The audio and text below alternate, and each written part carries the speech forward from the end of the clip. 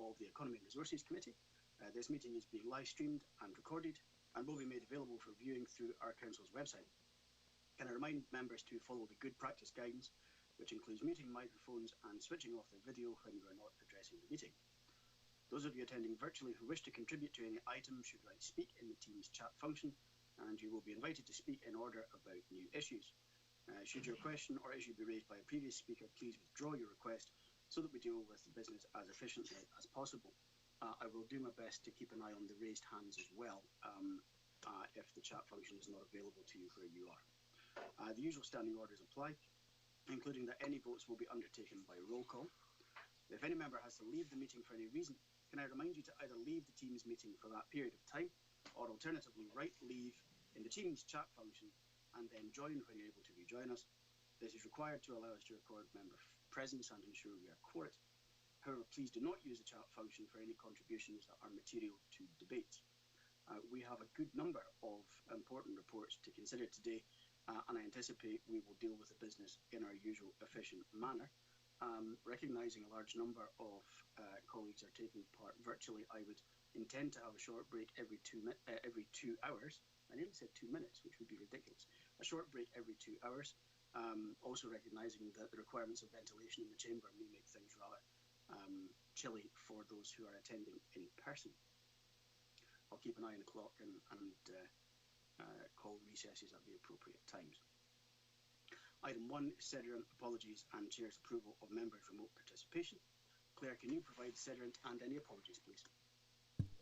Okay, thank you, Chair. We have one apology today being from Councillor Tate for benefit of all those members attending on Teams. We have 3 members in the Council Hall today, being Councillor Sloan, Nicholson and Thompson. Currently there are 4 members not present, being Councillors Crothers, Hislop, McComb and Wood. All other members present on Teams. Thank you. Councillor Crothers is here. Thank you. Thank you, Claire. For the benefit of members in the chamber, if you're able to use the chat function to indicate that you wish to speak, please do so. Otherwise, if you can catch Claire's eye, and she will enter you in the chat function so that I don't miss anybody out. Item 2 is declarations of interest. Do any members have a declaration of interest they wish to make? I have 2 in item 10 as one of the Council's representatives in the Regional Economic Partnership, and item 12 as the Chair of the Local Employability Partnership. I'll invite other members in. Councillor Johnson. Thanks, Chair. It's not a declaration of interest. It was just to say that Councillor Hislop's away getting his Rooster Jag and he expects to be along later. Thank you, Malcolm. Very important that he prioritises that. We'll hope to see him in due course. Councillor Murray.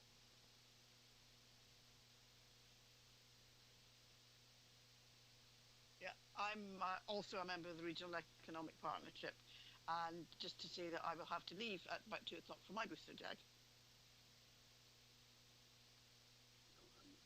It's probably an age thing. I'm slightly envious that I haven't been called for mine yet, but I think it will probably be quite soon.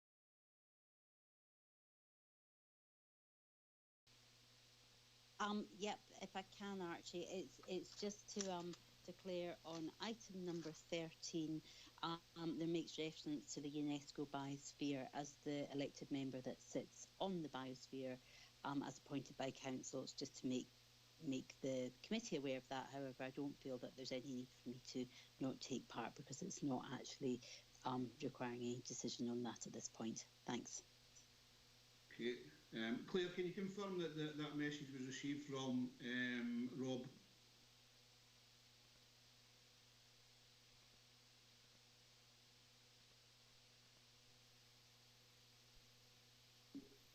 Yes, yes, Vice Chair, yes. Yes, the Chair would like to suspend proceedings briefly until we've sorted out the connection issues. Okay. Members, I think we'll just briefly suspend this meeting until Rob and others are reconnected.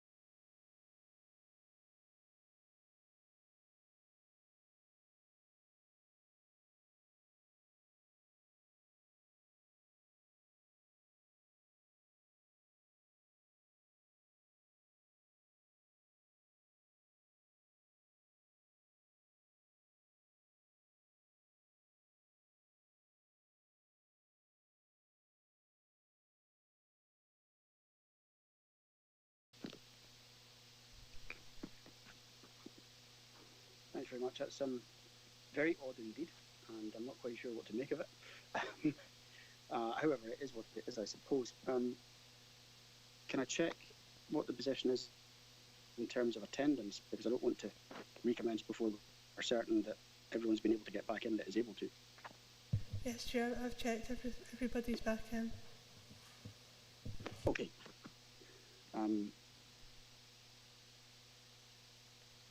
Right, in that case, we will do our best to pick up where we had left off. With my apologies for the brief systems outage. First time it's happened in all this time that I've been doing things remotely. Councillor Hagman, you had a declaration of interest. Thank you, Chair. Yes, I have given it already, but just to clarify for the minute, it's in reference to item number 13. There's reference to the UNESCO Biosphere, and as the elected member that sits appointed by Council on the Biosphere, just to make members aware, I'll stay in the meeting though because there's no request for funds, or I don't feel that my interest is such that I need to leave. Thank you. Thanks, Councillor Hagman. Can I just check we have no further declarations of interest?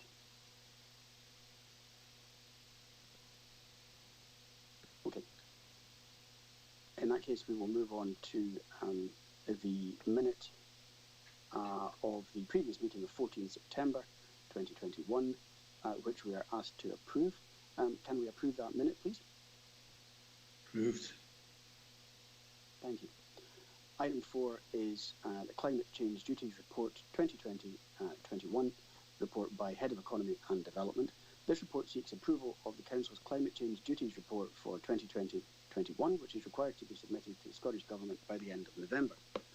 I welcome the reported reduction in carbon emissions and recognise this has been a year where COVID has had a significant impact on the Council's activities. Paul McCulloch and Simon Fieldhouse are here to assist if members have any questions.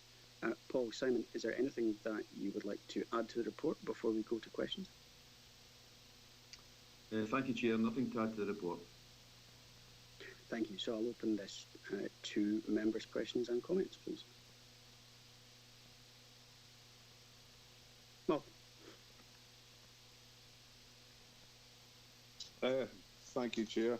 It's a good and comprehensive report, obviously, and just a couple of wee questions. As you pointed out, it's quite cold in the hall. Going forward, what kind of impact is this increased ventilation going to have in our buildings? And the next question is, with many people working from home, have we made an estimate or taken some kind of measurement at all of whether we're exporting CO2 from our buildings to the employees' buildings? Thanks, Malcolm. Paul, can you assist with those questions, please? Yeah, thank you, Chair. With regards to the first question around ventilation, you'll see within the body of the report that we make reference to the fact that the increased requirement for ventilation, particularly during the colder months, will have an impact on our carbon emissions going forward.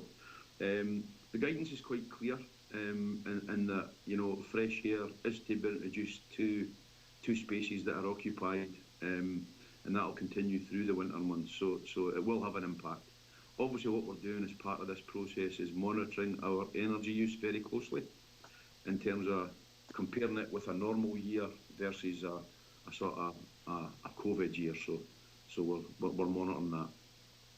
With regards to people working from home, yeah, it's a conversation we've had within the property team, and obviously we have a significant number of people working at home. One of the issues that was highlighted as part of the office accommodation strategy and moving forward to a blended model was that staff did identify that working from home meant that their sort of heating systems were on for longer, so there's no question of that. Thanks, Malcolm. Did you want to come back? I was really curious as to see, you know, if there was some kind of estimate, you know what I'm like. I like a number. And that was really what I was thinking. You know, is it 5%, 10%, whatever? That was really my direction of travel. Unfortunately, that information we don't have.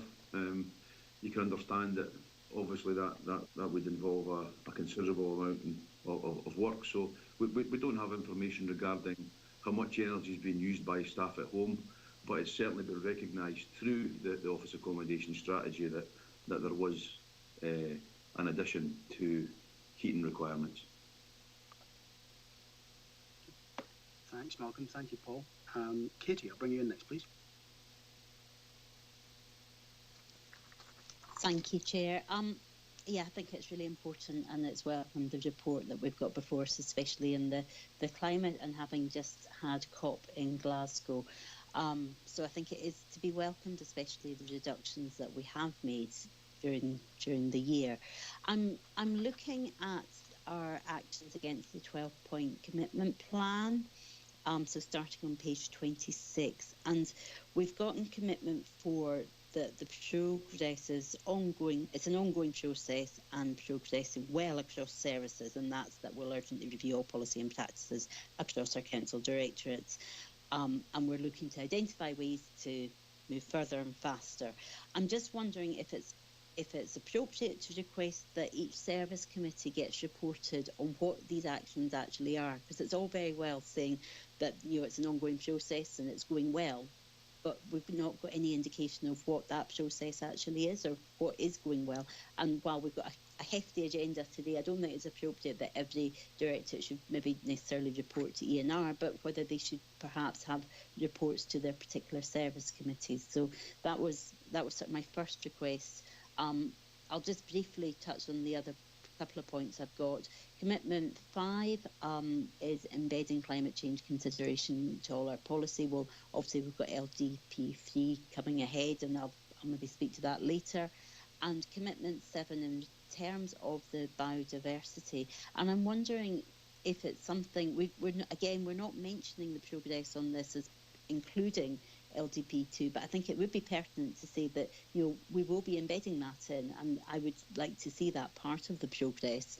But I'm also wondering if it's something that officers are looking at in terms of an overarching policy that covers all our open spaces in reference to our commitments to biodiversity. So that was my question. That, and my final point, if I may, Chair, really kind of covers commitment 9, 10 and 11, and that's referencing various actions that we're looking to take forward, but there's no mention of public transport and the impact of working with our partners, either across council boundaries or nationally, in terms of what our commitments can tie into those public transport commitments that we potentially may be looking at in the future. So it's just, there's quite a lot of things. I mean, it's a huge topic. We can't possibly cover everything, but I'm just wondering if those 3 actions can potentially be taken forward. Thank you. Katie, thanks for that. I think it is an important point, and I guess that because it's such a huge topic, there would be merit in seeing some of that service by service reporting to other committees as well as ours. That may help members to get into some of that detail as well. I see Simon has appeared on the screen. Good morning, Simon. I think some of those points will be for you and perhaps some for Paul, but Simon, if you'd like to go first, please. Thank you, Chair, and through yourself. In relation, obviously, to the reporting on individual services, it is something that we are working with currently to obviously look at how we can get that through the Council's Pentana reporting system to ensure, obviously, members are cited on individual service progress against carbon reduction targets. That will be coming out in the near future. But we're just looking, obviously, at the right metrics to ensure, obviously, that there is a competent sort of assessment of our emissions. In relation to items around, obviously, embedding climate change in LDP2, we are looking, obviously, at working with the service on ensuring, obviously, that biodiversity and climate change is linked into that quite heavily. And obviously, in terms of the biodiversity elements that Councillor Hagman raised, we're obviously looking at trying to refresh our LBAP, which I believe a report went to the FTP committee last week to obviously secure funding for that. We're obviously haven't got an overarching strategy at this moment in time. There is an open space strategy, which is obviously up for refresh at some point in the near future, and we'll make sure, obviously, that ties together in terms of climate and our actions that we can undertake. And in terms of items 9, 10 and 11 that Councillor Hagman raised in terms of emissions for vehicles and obviously other bits and pieces in relation to obviously partners. We are obviously looking at how we can pull that together effectively. So we are aware of these issues, Chair, and we are trying to obviously work on that and bring something back to members that is meaningful. Simon, thanks for that. I think that is helpful, and we'll look forward to further reports. I'm conscious that this needs to bed in. I think Kitty's suggestions are certainly very, very good in that regard. Paul, was there anything that you wanted to add? No, nothing to add to Simon's comments, Chair. Thank you, Paul. Can I go to Councillor Nicholson next, please? Ronnie? Thank you, Chair. Just to Paul, again, the cuts in emissions is welcome if the figures are correct and interpreted in the right way. How much confidence do you have in these figures and the cuts in emissions? Because obviously there will be a reduction when we're in lockdown, for example, and not using buildings as much. So how much confidence in these figures? Is it a real cut, or is it one that came about because of lockdown and other measures in place? I think it's a very fair point. Paul, can you assist with that one, please? Yeah, in terms of the cut, from a buildings perspective, you'll remember obviously there were periods of lockdown. However, we were required to protect our buildings and ensure that they weren't unheated over the winter period. So whilst there will have been a reduction due to unoccupied use, what I would say is that we managed to reduce the council's estate by a further sort of 15 buildings that will assist. And as we move forward, particularly thinking about things like the new Dumfries High School, where we will use for the first time the sort of new, the emerging sort of low and net zero carbon buildings guide that's been produced by the Scottish Government. So as we move forward, obviously there are a lot of things that are being undertaken to help us continue to reduce our emissions over the period. Thanks, Paul. Ronnie, did you want to come? Yeah, that's in the future, Paul. It's just the figures we've got in front of us now, just to kind of clarify some of the points. Obviously, you're right, buildings do have to need to be maintained, but a lot of people, are working at home, so therefore, obviously there wasn't as much electricity being used or power being used at that time, but that's fine. I think I've got just what you're saying. Thanks, Ronnie. Councillor Thompson. Thank you, Chair. It's actually on paragraph 3.13 where it talks about the 10 biomass sites across the council estate, and it does talk about them generating an income for the council. I'm just wondering that the paragraph before outlines the solar PV kilowatt hours details, presumably for the year, and shows how much was deemed exported. Is there a similar amount of data for the biomass? Clearly we're able to say it generates an income because we will have information somewhere, so is it possible to actually see that detail? Thanks, Stephen. Paul, can you help with that? Yeah, so we can detail that. What we have on each of our biomass boiler sites are heat meters that are used to export the data. So we get paid per kilowatt hour of heat generated. I'm happy to provide members with that information. Thanks, Paul. If you could circulate that to the committee when you have it, that would be much appreciated. I'll bring in Councillor Campbell next, please. Thanks, Chair. Just briefly, Sarah Farrell, our Climate Emergency Project Officer, had been collating information from across the directorates on activities for presenting to the cross-party working group last month. Unfortunately, that working group had to be postponed, but a new meeting has been scheduled for early January, and that will give us, as members of that group, to look at activities across all directorates, and I know that there is a lot of excellent work ongoing at the present time across these directorates. Thanks, Chair. Thanks very much for the feedback, and that's much appreciated. I'll pause to see if there are any further comments or questions before we turn to the recommendations. Okay, so at 2.1, can we note the progress made towards delivery of the public body duties for climate change as detailed in paragraphs 3.11 to 3.27? 2.2, can we note that by increasing the number of fully electric vehicles, robust management of waste and disposal of older and less efficient buildings, along with refurbishment of existing buildings, the Council has reduced its carbon emissions? At 2.3, can we note these reductions have been made in a year where COVID-19 had a significant impact on council-wide activity? And then as following. And then at 2.4, agree that the mandatory climate change duties report 2020-21, reflecting the figures as identified in the table to paragraph 3.15, is to be signed by the Chair of the Economy and Resources Committee and Director of Economy Resources prior to its submission to Scottish Government by 30th November 2021. Chair, Councillor Nicholson would like to speak. Okay, thanks, Claire. Ronnie, carry on. Thank you. And Chair, I would ask if we get a report back on, you know, it's good we're getting rid of these, I raised this before, we're getting rid of these buildings, inefficient buildings, but we're just pushing the carbon emissions elsewhere. You know, even although it reduces ours, it might be helpful if we can get a handle on that as well. Okay, Paul, can we take that back and have a look at that, please, and how we can report that to a future meeting of the committee? It might be that HR colleagues will need to assist with that as well. Yep, okay, we can take that on, Chair, thank you. Okay, so happy to note that that's an officer action that will come back to a future meeting. Everyone content with that? I do think it's an important point. Thank you. Okay, item 5, members, is a digital strategy for Dumfries and Galloway Council for the period 2021 to 2026. The reports by Head of People and Transformation. We are presented with a new digital strategy which has been developed learning from COVID and reflecting best practice, including Scottish Government and COSLA strategies. This strategy is focused on delivering our transformation objectives.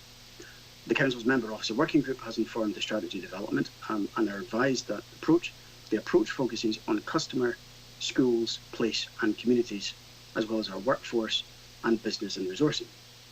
Mike Shepley and Graham McAlorum are here to assist with members' questions. Mike, Graham, is there anything that you'd like to add before we go to questions, please? Not from me, Chair. Other than to say to members that this new digital strategy will provide us with a framework to enable those transformations and digital transformations to take place. So it's key that we get that set and agree the contents of the strategy. Thank you, Graham. Okay, I'll go to Councillor Murray first, please. Elaine. Thanks, Chair. My question is not so much about the strategy, but actually about the ability to access IT across the region. It's a point that's been raised in connection with education in the past, and youngsters in some parts of the region not maybe being able to access some of the educational opportunities because of poor connections and poor IT, or lack of good IT. We've seen a little bit of that this morning, in fact, with problems with IT. And do we actually have information about not spots across our region, where people are still not able to access decent connection and therefore wouldn't be able to access either our services or whatever because they just don't have the capability? Do we have that sort of information? Graham? Thanks, Elaine. Graham, Mike, who would like to go first for that, please? I will, Chair, thanks. The answer is yes, we do have information on not spots. And also what the various Scottish Government initiatives are doing to reduce those. That information we can get on the Digital Scotland Superfast Broadband website. It's there and available for members to look at. But yes, there are a number of initiatives. There's the R100 initiative and a couple of others that are looking to reduce those not spots. And I think that there's additional opportunities now being presented with the rollout of 5G technologies, and that will certainly increase the spread. Thank you, Graham. Elaine, did you want to come back?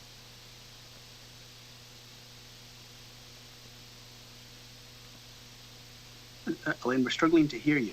You don't seem to be muted, but... Oh, it's just this funny connection thingy on the headset.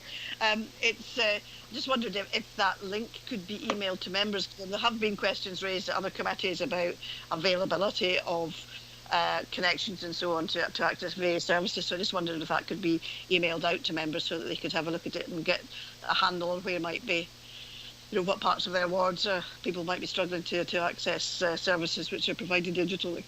Thanks. Yes, no, that's fine. I'll arrange that. Yes, I think that would be really helpful. Much appreciated. Thank you, Graham. Councillor Johnson, Malcolm, you're next.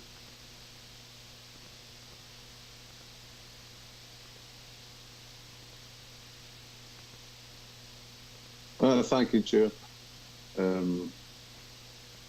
Elaine covered part of what I was going to ask about. But if we go to page 37, and we've got 3.15 digital choice, I was pleased to see that as an approach, because what my concern is that we develop a strategy that don't involve the end user as much as we potentially could at an early stage.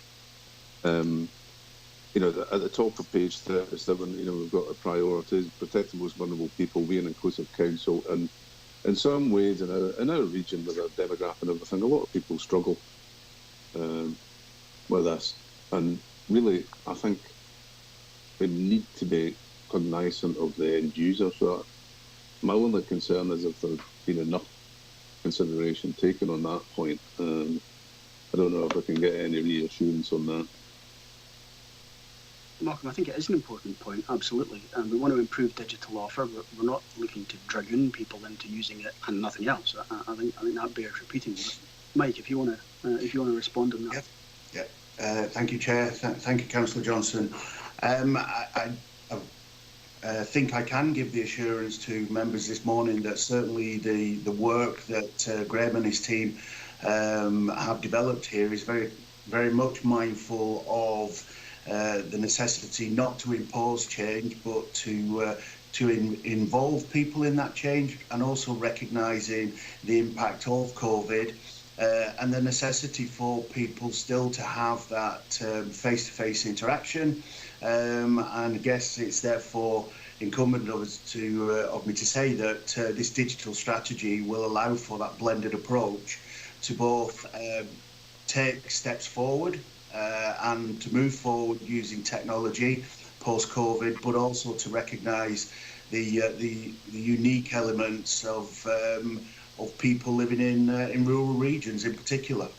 So I would be able to like to say that yes, I can give utmost assurance that this digital strategy is recognising of that fact you raise, and also for us this is very much an agile strategic approach to maximising on the impact of COVID. Thank you, Mike. Malcolm, do you want to come back? Yes, thanks, Chair. It is reassuring, but I often feel sometimes with these sort of developments that we have, by the very nature, it's kind of geeky people that can construct them. they don't actually understand why some end user somewhere can't actually come to terms with it. And I would like to make sure that if there was anybody out in rural or urban areas, for that matter, who weren't as technologically adept as other people, would feel like they're being cut off. That was my big concern. Chair, if I may, Councillor Johnson, just to inform you and members as well, we do have one of our regional graduates who will be undertaking a piece of work to look at digital exclusion across the region, and so therefore, once that work is completed, I will look to bring that in front of members at a later date, and therefore I'm assured our regional graduate doesn't classify himself as a geek, so hopefully we'll be able to take an in-depth look at that. But I absolutely welcome the question and its relevance, and assure you that we will be looking at this with both the end user in mind and the whole customer experience. Thanks, Mike. I think that is very helpful, and I am absolutely certain that members would want to see that when it's available. I'll turn to Councillor Thompson now, please. Thank you, Chair. Speaking as somebody who has more than once been called a geek, although I might not identify as one, I would certainly welcome this report. I know that the Digital Transformation Member Officer Working Group it allows members since the start of this year to sort of contribute to oversight of the development of this strategy, and I know that not getting left behind message has certainly come through at those meetings, and I would say that there's maybe a couple of different interpretations of not getting left behind. One is where you make sure everybody's not in a not spot and you give them all digital devices, etc. And the other one is whether or not you're in a not spot, there has to be an alternative way to access council services if you're maybe unwilling or unable to use digital services, and that could apply to people who are in places where you do get digital services. It just may be difficult for whatever reason for them to embrace that. So I think that is something that's certainly been captured, certainly by everybody in this debate, and I think that we have to re-emphasise that, because for those who do have a good connection or use digital services, it is sometimes easy to forget that not everybody has access to that when you're in that digital world. So it does bear repeating. What I would say though is that I would encourage members on the Digital Transformation Officer Working Group to participate actively, and I think that's the best way that as members that we can feed into that. But otherwise I do welcome the strategy, and I think the digital first approach is certainly the way we need to go, bearing in mind that we have to always, maybe in not spots, offer a robust alternative for those who still want to just use the phone and speak to somebody. Thank you. Thanks, Stephen. No, I think it is a very fair point. We have to continue to recognise that there will be people who wish to access our services for whom a digital method is simply not going to work, and it won't simply be a case of whether or not it is available in terms of network and connectivity. So I think that is a really important point. I'll turn to Councillor Nicholson next, please. Ronnie? Thank you. Yes, I think Councillor Thompson makes a very valid point there, and as one who doesn't identify as a geek or has been identified as a geek, everybody knows me, and I know this is a big picture, and I think a digital strategy is good to have, and it's the process is to reach these goals have to match that. The leader mentioned about not spots, and it is more than not spots as well, and there's, as identified by yourself this morning, but when I'm saying processes and procedures and that, I was at a meeting last week, and it was a licensing meeting, and it had 3 items on it, and it took 3.5 hours because of IT issues. Applicants got cut off, solicitors couldn't get in, the chair actually got cut out of the meeting at one stage. There was computers were updating through the meeting. It wasn't just mine, and obviously it had a disrupting effect. And when we're trying to build public confidence as well, and what we're doing, I think the processes and procedures need to match that. It's not just about the strategy, it's about taking forward that strategy and reaching the goals and having confidence in them. Thanks, Ronnie. No, I entirely agree, not least having experienced the same meeting as you refer to, and indeed my own incident this morning. Perhaps Albert Street Dalbeattie has to be added to the list of not spots. But yes, I think implementation is critical. I do think it's a very fair point. Mike, Graham, I don't know if there's anything that you want to say by way of response to that. Graham, I've got something to say, but Graham? No, I accept the point. I think it's very important that when we go to implement the strategy that we consider all the issues. Certainly I know the approach that's intended is based on the Scottish approach to service design, which is primarily based on customer need. but at the same time assesses the ability of those customers to connect and access those services. So that will be part of any design or development of parts of the implementation plan. That's a fundamental that we will be using to assess that need. And Chair and Councillor Nicholson, thank you for the point raised. I agree, as Graham has alluded to there, that it is something that we very much have in mind. We discussed this as late as yesterday at the Digital Board, and our approach and framework that we have put in place with regards to the management of these projects and of change in general with regards to digital. And as chair of that board, I'll ensure that going forward we will very much raise this point and have that within our action planning going forward through the digital board. Thank you, Chair. Mike, Graham, thanks very much. Ronnie, I hope that's helpful and offers some reassurance. That's fine, Chair. We'll wait to see what happens. Thank you, Ronnie. So I'll turn next to Councillor Fairbairn. Thank you, Chair. Good morning, everybody. And I too was at that meeting with Councillor Nicholson. It was pretty clear, to be fair, and it was quite an important meeting. And we had to make some really quite important decisions around the themes that we were presented with. I think really I'm going to be part of the Trojan horse here, and I think the leader touched on it very well, and so did Councillor Johnson. There's a lot of talk here, and I think really we need to see some action. And I think that, as the leader alluded to, that there was a huge issue with education, and it was actually not just the fact that we couldn't get a lot of these kids online and get them doing remote learning. It was the fact that a lot of the teachers were reluctant to actually participate in that particular learning platform. So in 3.24, you've got the fact that we're going to be doing that. Have we, we've got that kind of support from the teachers this time round? Because I know there was issues before that I certainly did raise. And again, Councillor Thompson touched on it. The rurality of certainly the region that we kind of represent, there's a lot of people who live in rural, extremely rural places. So how are we actually getting across these people? Because I don't really see any real evidence of how we're doing that. And can we maybe document the initiatives we're using and report that to us, how we're doing that and contacting these people?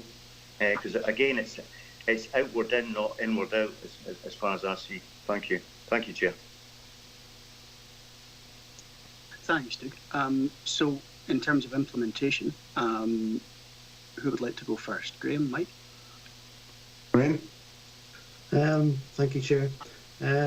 As far as the implementation goes, our implementation plan, as I say, will be developed in conjunction with those directors that are delivering those specific services. But at the same time, that will be reported back through to the Digital Transformation Board and back here through the Member Officer Working Group. So we have that sort of governance around what we're doing, and we can include that detail in that reporting mechanism.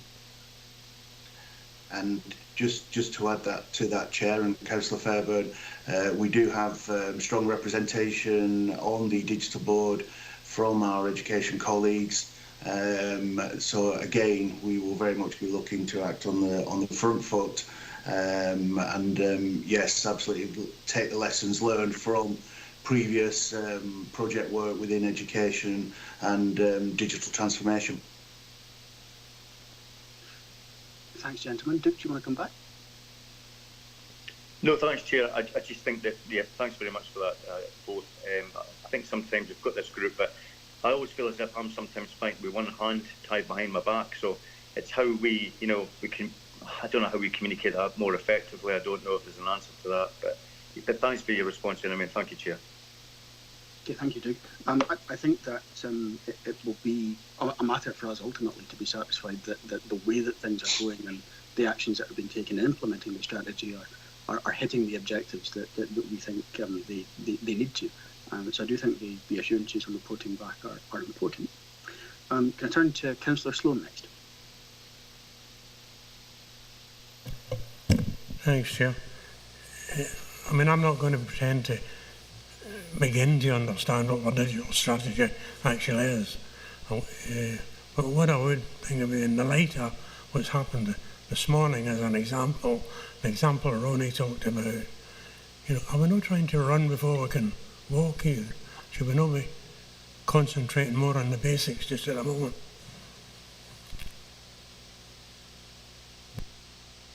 I guess this morning I have some sympathy with that.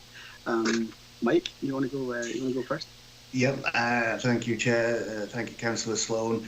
I don't believe that we are trying to run before we can walk. I think the danger is always potentially being accused of standing still, especially at a time of unprecedented challenge and change required. Most organisations with regards to digital will have made more changes in the past few months than they have in the past few years. It's important that we do understand the change in behaviours and the needs and expectations of everyone.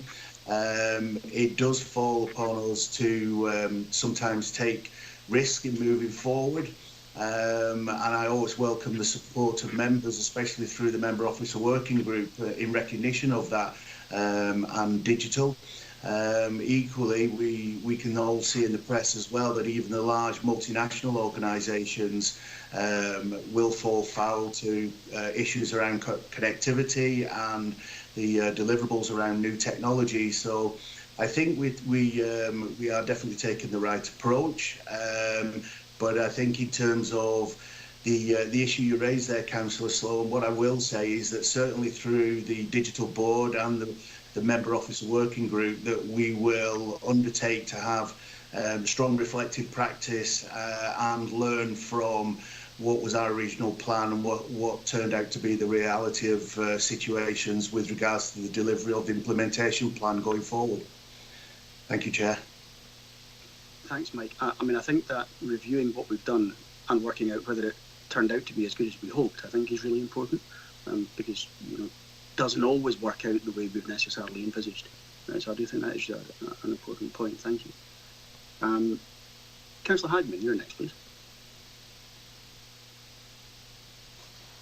Thanks, Chair. Thank you, Mike. Thank you, Graham. It's really important. We need to have a really robust digital strategy going forward, and certainly from an elected member's point of view, being able to work in a digital manner makes our council much more inclusive. It makes the role of being an elected member much more open to a wide variety of people, because essentially, this is meant to be a part-time job, and it allows elected members to be able to multitask, so to speak. So I really welcome, and I think the fact that our region is so large, and it's not realistic to expect members to travel from, say, up to sort of 4 hours just to get from one end of the region to the next and back again, and equally officers. So I think there's a huge potential here, and I'm not going to repeat what other members have said about accessibility because that has been covered, but I would just maybe two questions really. One, I was looking at the impact assessment, and the impact assessment states on there that there was consultation done with user groups, and I'm wondering who the user groups were, because obviously it is important that we have that live experience on there. But also, there's no mention on the impact assessment of the climate impact, and it sort of goes both ways. So there is a negative aspect for the digital on the climate, insofar that I read, now I did write it down, there was 64 million unnecessary emails sent in 2019, and that has a climate impact in terms of carbon emissions. However, the savings of our emissions by travelling has a positive climate impact. So I think it would be really important as we move forward, and this policy should be being reviewed every year as per our wider policy. So it's just, in future, can we possibly get some information back on that, because I think it's really important to just be aware of those background issues. Thank you, Chair. Thanks, Katie. So who would like to go first? I'll go first. Okay. I'll go first, Chair, if that's okay. And then Graham will follow, because Graham obviously led the work on the impact assessment. Councillor Hagman, it is a good point you raised there, and one that we are creating an outreach with partners on as well in the region. And certainly there will be discussions going forward with both the third-party sector and also the South of Scotland Enterprise with regards to digital and the utilisation of digital and the impact on the climate going forward. And also the point that you raised there, which I would also like to make members aware of, is that we have placed within the strategy the action to report back on this document on an annual basis as well. So I just wanted to remind everybody of that. In terms of the impact assessment, I'll hand over to Graham now because he very much led on that piece of work. Thanks, Mike. Graham? Okay, thanks, Chair. Just to reinforce the message in and around our climate emergency, the strategy does look towards using alternative provision for ICT services, particularly those that are cloud-based, with a potential opportunity to reduce our carbon overhead through our Manreath data centre. And in fact, with the possibility of actually doing away with our data centre in future years. So that will be a significant carbon reduction. Regarding the impact assessment, yes, we did it with a couple of partners, third sector and the NHS. They were the ones that we had recommended to us. And through the third sector, then we they engaged on our behalf with user groups. So I can't give you the detail of which user groups were covered, but we certainly covered it through the third sector and our links with them. Okay, thanks, Graham. Katie, did you want to come back? No, that's fine, Chair. I mean, obviously, if we don't have the detail of the user groups, that might be useful, just so that members are satisfied that we are, being that inclusive council and making sure that all our policies are as wide-reaching as possible. But no, I'm content with that. Thank you, Chair. Okay, thanks, Katie. If there are no further questions or comments, we'll turn to the recommendations. I'm now building in pauses in case the connection is incredibly slow and I'm not seeing them in time. However, I think they're okay, and we'll go to the recommendations. So at 2.1, can we agree the new digital strategy, digital for D&G, that's as Appendix 1. And then at 2.2, support the delivery of the digital strategy and the associated implementation plan. The implementation plan's at Appendix 2. And at 2.3, can we continue or agree to continue to contribute to the development of the digital transformation programme through the member officer working group? Okay, I take it we are agreed. Members, thank you, Graham and Mike. So item 6 is the people strategy for 2021 to 2026. A report by Head of People and Transformation. We're asked to consider and approve a new people strategy for the Council, building on the former workforce strategy, which will help guide and direct the development of our workforce in the future. The report highlights that the strategy was developed through COVID and highlights learning from the experiences of the pandemic and the impact that it had on service delivery and on our staff. The strategy itself has been developed through a programme of engagement and through listening to staff and other stakeholders. Mike Shepley, James McDowell and Stuart Clanahan are all here to assist if members have any questions. Gentlemen, is there anything that you'd like to add before we go to questions? Nothing from me either. Nope. Okay, I think we're good to proceed. And I will bring in Councillor Drybrough first, please. Archie? Thanks very much, Chair. And it's just a point of process coming here and the inclusion of the trade unions while this was being organised, the strategy. I just wanted to make sure that there was inclusion of the trade unions. Fine. Archie, can we clarify that point? Yeah, happy to come in, Chair, through yourself. Yeah, absolutely. It's part of the sort of consultation process to develop the people strategy. We had a range of focus groups throughout the region, and including a range of stakeholders. So we had one dedicated for joint trade unions, so that we could get that first-hand input into developing that people strategy. So absolutely, and along with staff, as part of that, we had a range of focus groups and wider stakeholders, and we reached out to universities, colleges, and so forth. Thank you. Thank you, James. Thank you. Thank you, Archie. I'll go to Elaine next, please. Thanks, Chair. It's a point that Fiona Lees raised when she joined as interim chief executive, that when she came to join the council, she had to look to see what the values of the council were, but there was nowhere where that was explicit. Now, I had not really thought about that because we have obviously the priorities and all the rest of it, but there was nowhere actually that the values of the council were explicitly identified. And she also made the point that obviously when people work for the council, or when people come to work for the council, it's quite important that they know what the values of the organisation are.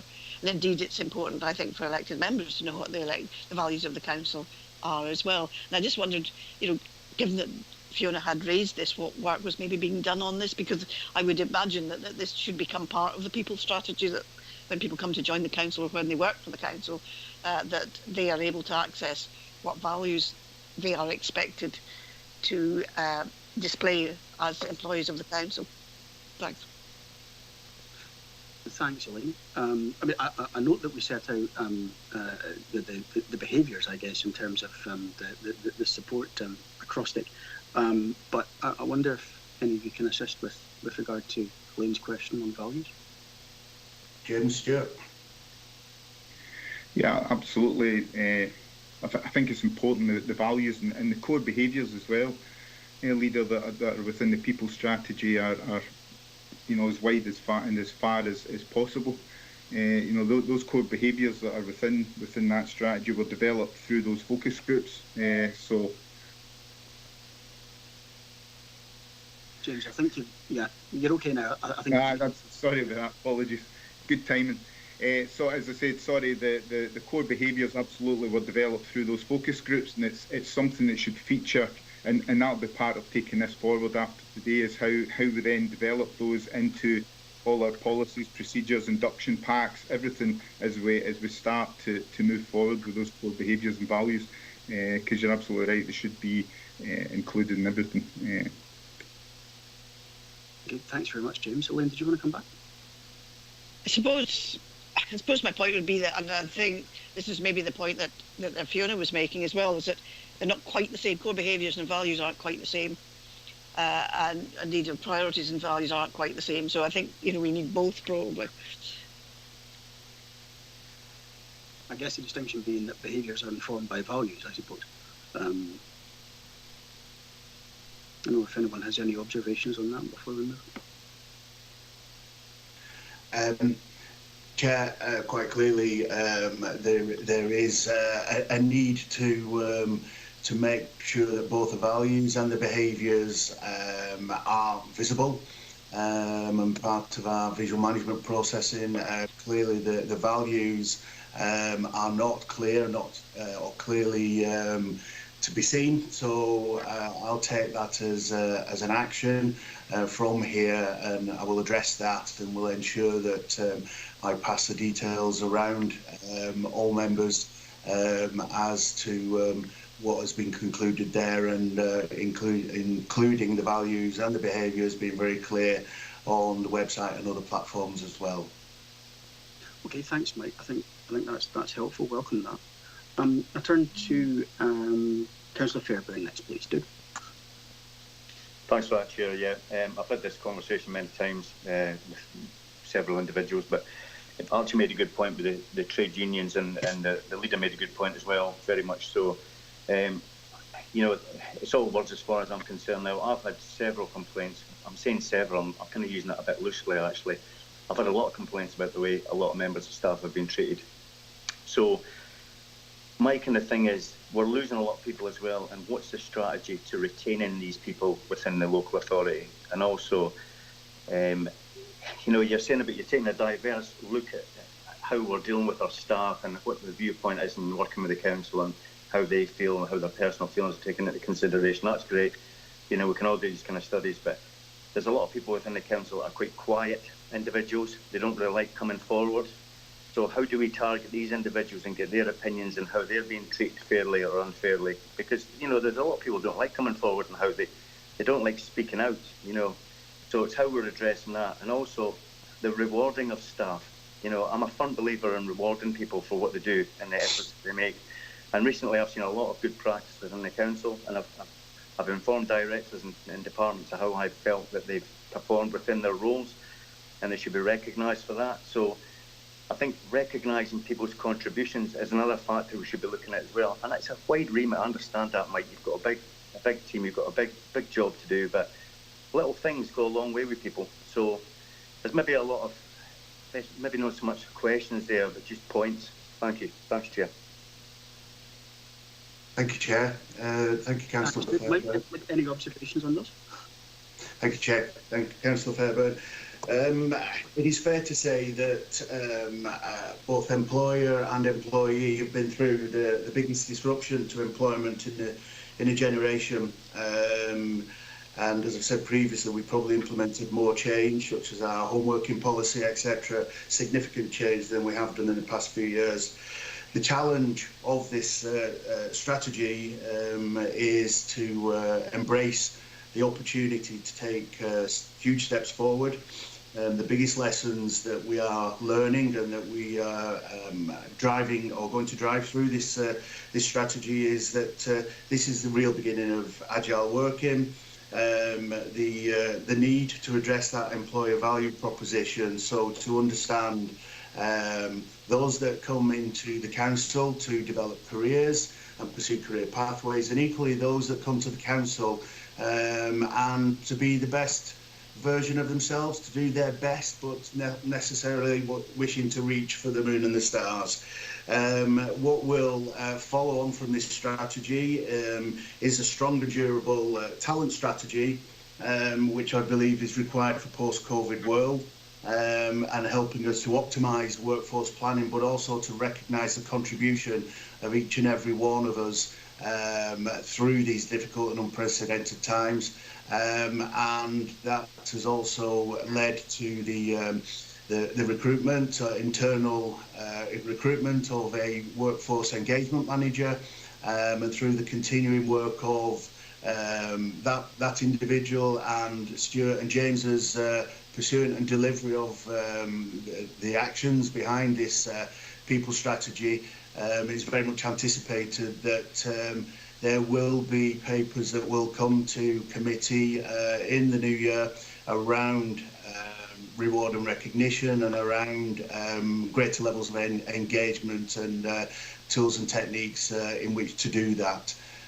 Recognising very much, as I say, that our ability to be an employer of choice will very much be underpinned by this strategy going forward. Thank you, Chair. Thank you, Mike. I think that is comprehensive and helpful. Did you want to come back on any of that? No, thanks, Chair. Thanks, all. Thank you. I'll move on to Councillor Hislop, please. Thank you, Chair. I think one of the points I was going to make, Mike touched on there, which was, we don't need to reach for the sun. Sometimes our people who want to be here like what they do, don't want to improve because they're happy delivering what they're delivering to the people that they deliver to. Whether it's one of the street scene team who are planting flowers in the flower beds and making a wonderful job, they're happy with that. We'll keep them health and safety trained and etc. But they might not want to move on to other or higher echelons of the council. These people, they need to be appreciated, because the one thing I would say is that's the things that the public see is the small things possibly. We always concentrate sometimes on the higher, this is done and a great strategy, but it's sometimes the little things that please the people. The other thing that I was going to, just on the values, maybe I picked this up wrong, but are they different values than the ones on page 79 of the document? You know, wherein there our values are. Now, is it an expansion of that, or is it more actually being able to see it further in other documents across the council? I just couldn't pick up what was meant by we don't have them written down when they're in black and white there. I can come in there, Mike, if possible, through yourself, Chair. The values that are... Oh, sorry, Chair. The values that are in the people strategy are from the council plan. So you're right. So that's where, you know, they're in other documents. So absolutely right. That's where the values are, and the core behaviours were developed through the focus groups that are now included in there. And those core behaviours are how, you know, everyone, we all work together to try and thrive and flourish, as it says there. So hopefully that helps a wee bit. But the values that are in the people strategy are the same values that are in the council plan. Thank you. Thank you, Ivor. Aline, you wanted to come back in. I was going to take you at the end, but given that point's also been raised, I'll bring you back in now, and then I've got Councillor Thompson and Councillor Hagman. But Aline first. Yeah, my point to the other point was a different point. I think the point on the values was that this was something that was raised by the interim chief executive, that she could not find our values. And I think that was actually quite an anxious, well, a matter for concern, that somebody coming in and who, as we all know, did a great deal of background work on the council when she came into the post, that she was not able to identify what our values were, even if they were in the council plan or whatever, and that we maybe need to make those more explicit.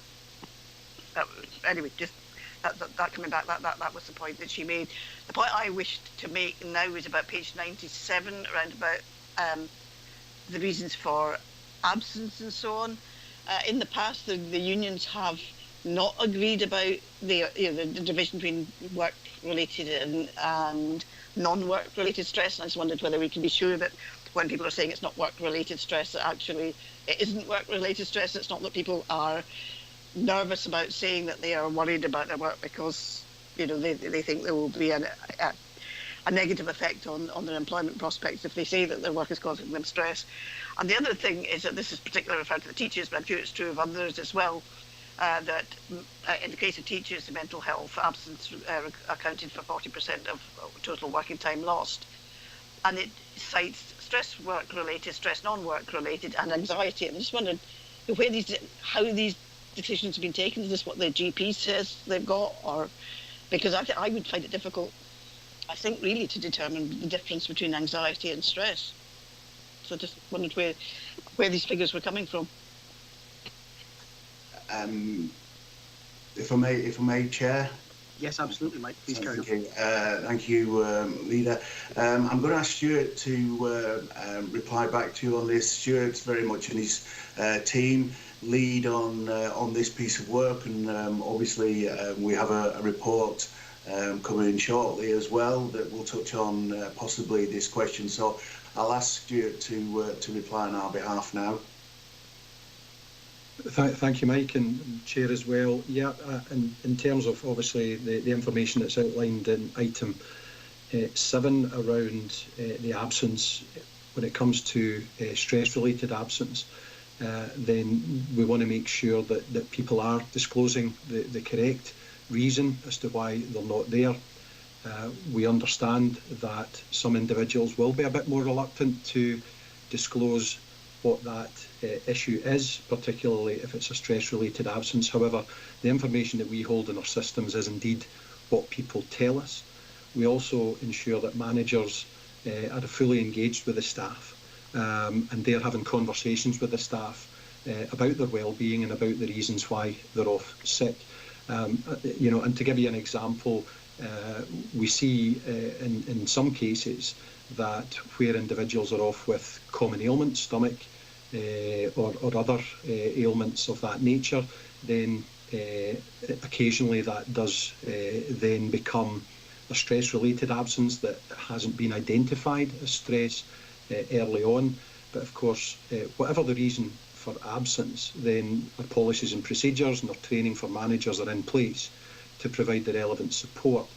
In terms of that support, not only is it management support, occupational health support, and also their own personal GP support as well, and all of that information together builds an absence profile for staff. I hope that helps and answers the question, Leader. Yeah, my apologies, actually. I'm for noting this down under item 6, actually. It was my question for item 7, but I've written it down wrong. But I think the two are related anyway, that, obviously in terms of a people's strategy, you have to have cognizance of the reasons why people are unhappy at work or taking time off, and that you have to take the steps to provide support and address those issues. But my apologies for writing that down in the wrong place. I think without doubt the two are certainly related. So I think it is nevertheless helpful that we're considering them together. I'll move on to Councillor Thompson, please. Stephen. Thanks, Chair. It's just a question on the numbers.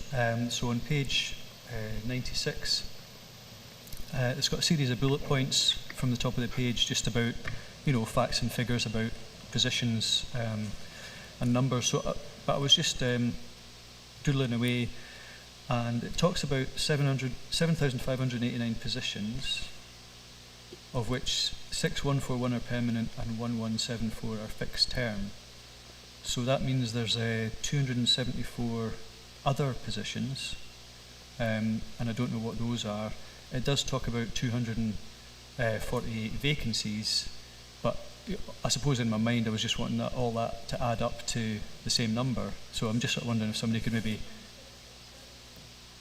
tell me what that was. And the other thing was on page, let me see now, page 103, it's talking about employees have participated in 145 learning events. I suppose what I really want to know is how many individuals participated in learning events. This was quite a sort of slightly different way of looking at it, but if that information is available, I'd really welcome that. Thank you. I think just before we go into that, have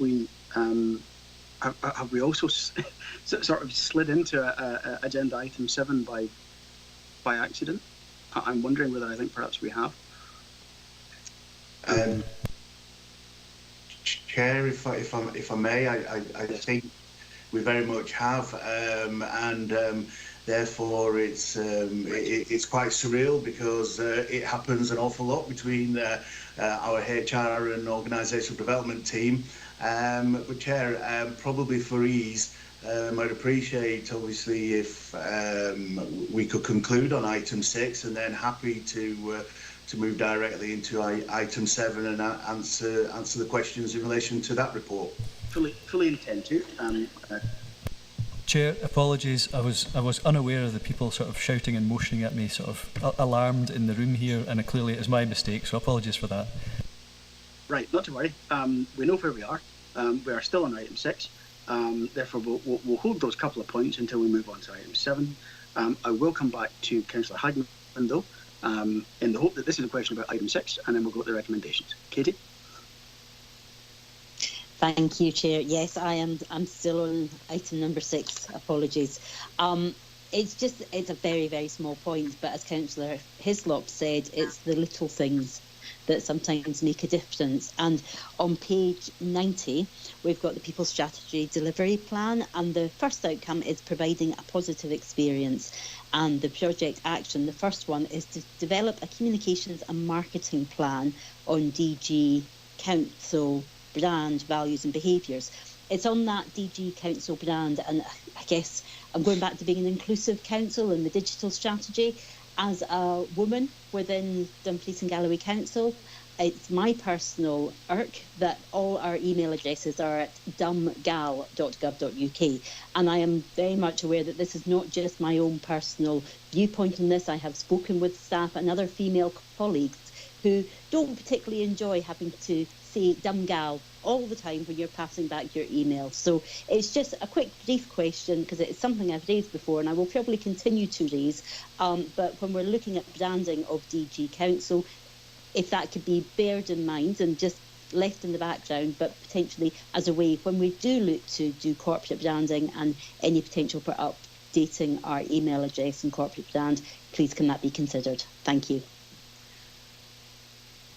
Thanks, Councillor Hagman. Who would like to take that one on?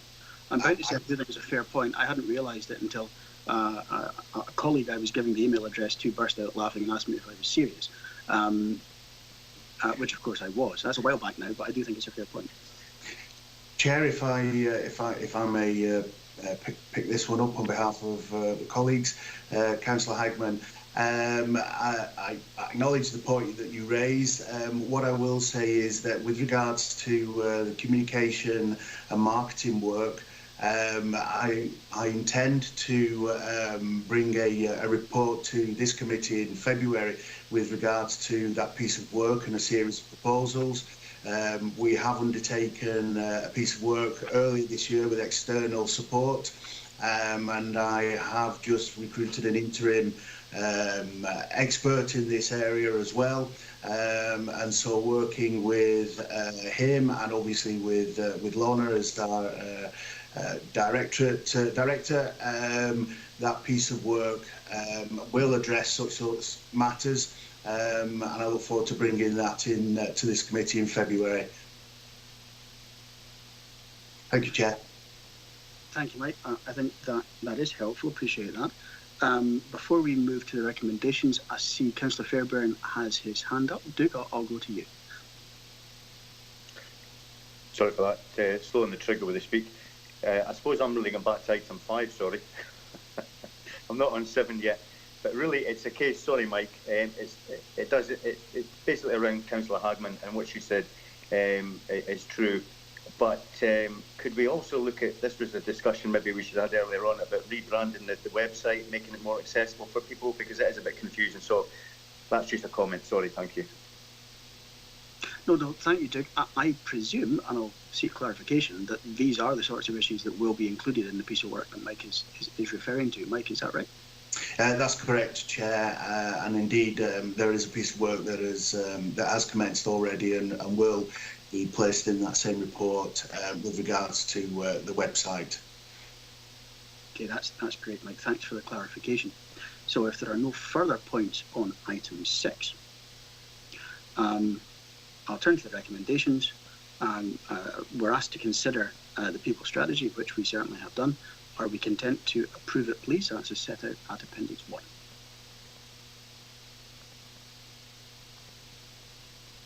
Okay, members, thank you very much. Mike, James, Stuart, thank you for your attendance. We'll move to item 7 now, which is the annual workforce report by Head of People and Transformation. This report provides the annual update on workforce information and metrics as at 1st April 2021 for our consideration. The period covered, of course, reflects a year of COVID impacts. Stuart Clanahan is still with us to assist if members have any questions, and I will open the meeting to member debate. And Councillor Thompson has been commendably quick off the mark, so I will take him first. Stephen? Thanks, Chair. No guesses what I'm about to ask, but it's probably give you a run-up to do the sums. It was really just that question on the head count. So 6141 plus 1174 equals 7315.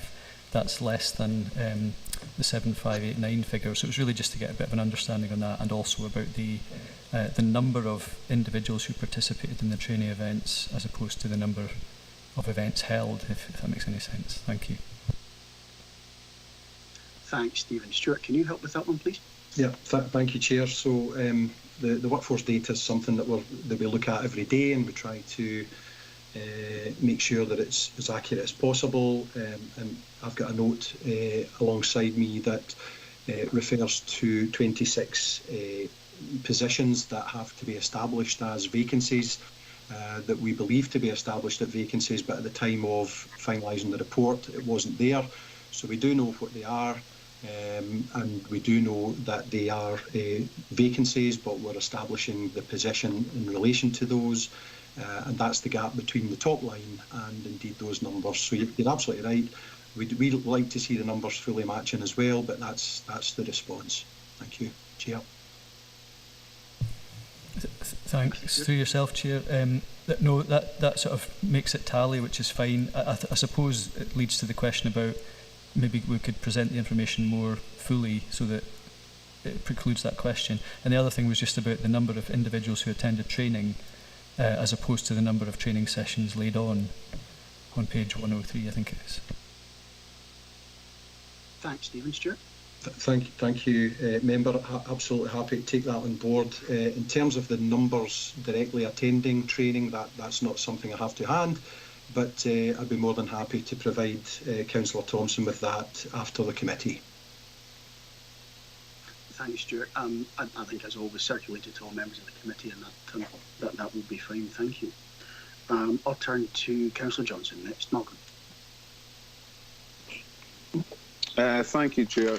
It was just the first thing that leapt out when I looked at this, and it's kind of broadly a similar line to Stephen, but we're all aware we've been working through the transformation programme, and we're trying to be a leaner, more agile, more focused workforce. And I was actually quite surprised to see some of the numbers going up, the numbers of positions, the full-time equivalents, and as the efficiency then down to not the number of people, but the cost of the people. How does this work? It was just something that kind of leapt out at me the minute I opened the report. Thanks.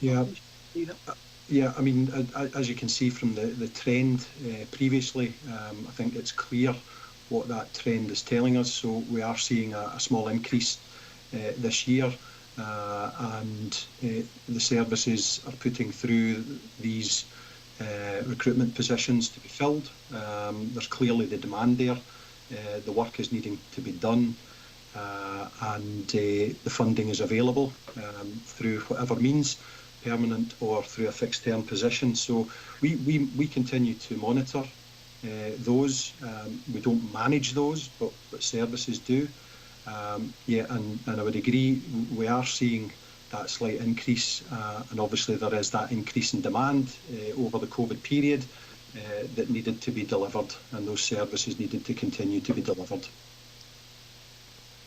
Thanks, Stuart. Malcolm, did you want to come back?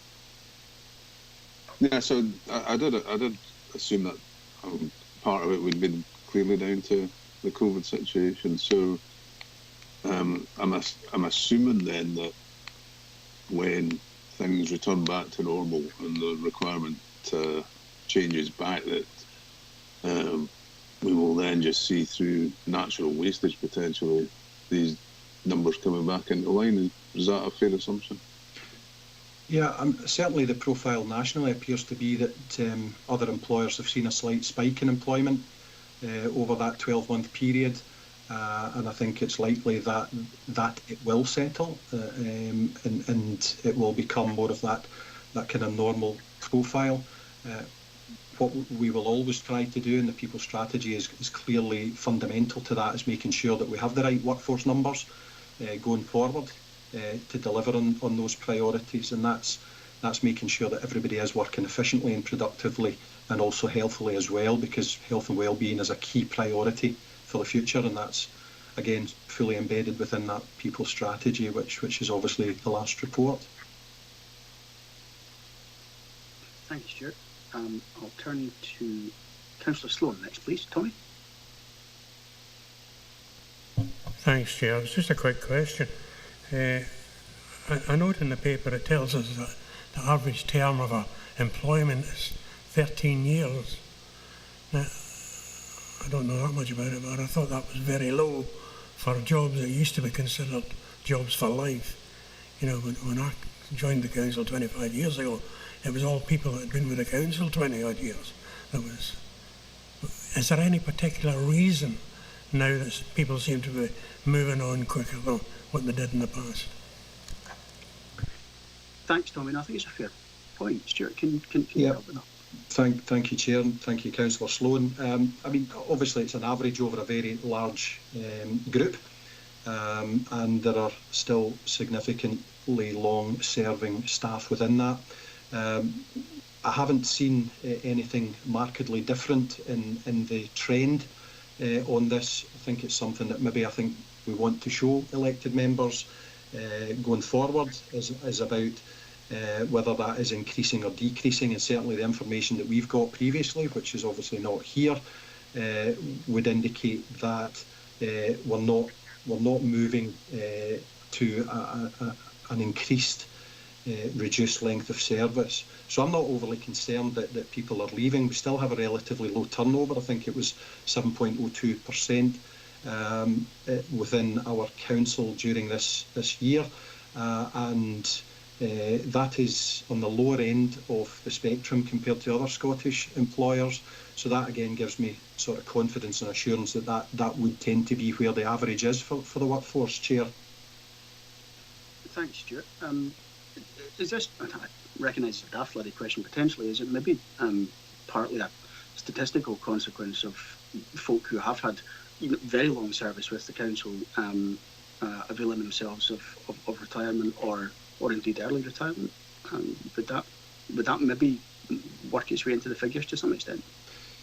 For the period of time, we would see natural wastage through resignations and retirements, and I think that's highlighted within the report. And obviously, through the retirement, then that tends to be of a certain age, and obviously that's just the nature of that issue. And there will no doubt be longer serving staff that will be included in that pool. In terms of early retirement, in the sense that we might all understand, then that's actually reduced over the 12-month period, the reporting period within this report. That's helpful. Thank you, Stuart. Tommy, did you want to come back? Fine, Chair. Thanks, Tommy. I'll go to Councillor Hislop next, please. Ivor. Thank you, Chair. It's with regard to 3.1, the final sentence. By understanding the composition and structure of the workforce, it enables us to have the right people in the right place at the right time. Are we content that we have 100% of the right people in the right place at the right time? And if not, how agile are we to make sure that we can get to that position so that we have the right people where we want them? Thanks, Ivor. Stuart? I would not be confident that we could say 100%. I think that would be over-optimistic, but I think it's very clear from the work that's going on and the hard-working workforce that we have that work is being delivered. It's being delivered to a very high standard, and our services continue to deliver for our communities. It really is important for us to make sure, not only through this report, but also going forward, that we do continue to see that agile workforce, because we need that agile workforce. We need to make sure that we are developing those broad skills that staff can move more easily around the organisation, and we can deliver those priorities and key services going forward. And we do look at performance. We do have key performance indicators around workforce development and workforce management. We want to, and we do promote giving autonomy to staff, making sure they're empowered, and we do, through our surveys, get that feedback from staff. There are many challenges out there, but there is also many good services delivering, and the workforce are delivering for us all. 100%, no, probably not. However, we aspire to that. We continue to work towards that through the delivery of a people strategy and also the various policies and practice that we have in place. Then we will continue to keep a very close eye on how the workforce will develop over the future. Thanks, Stuart. Ivor, did you want to come back?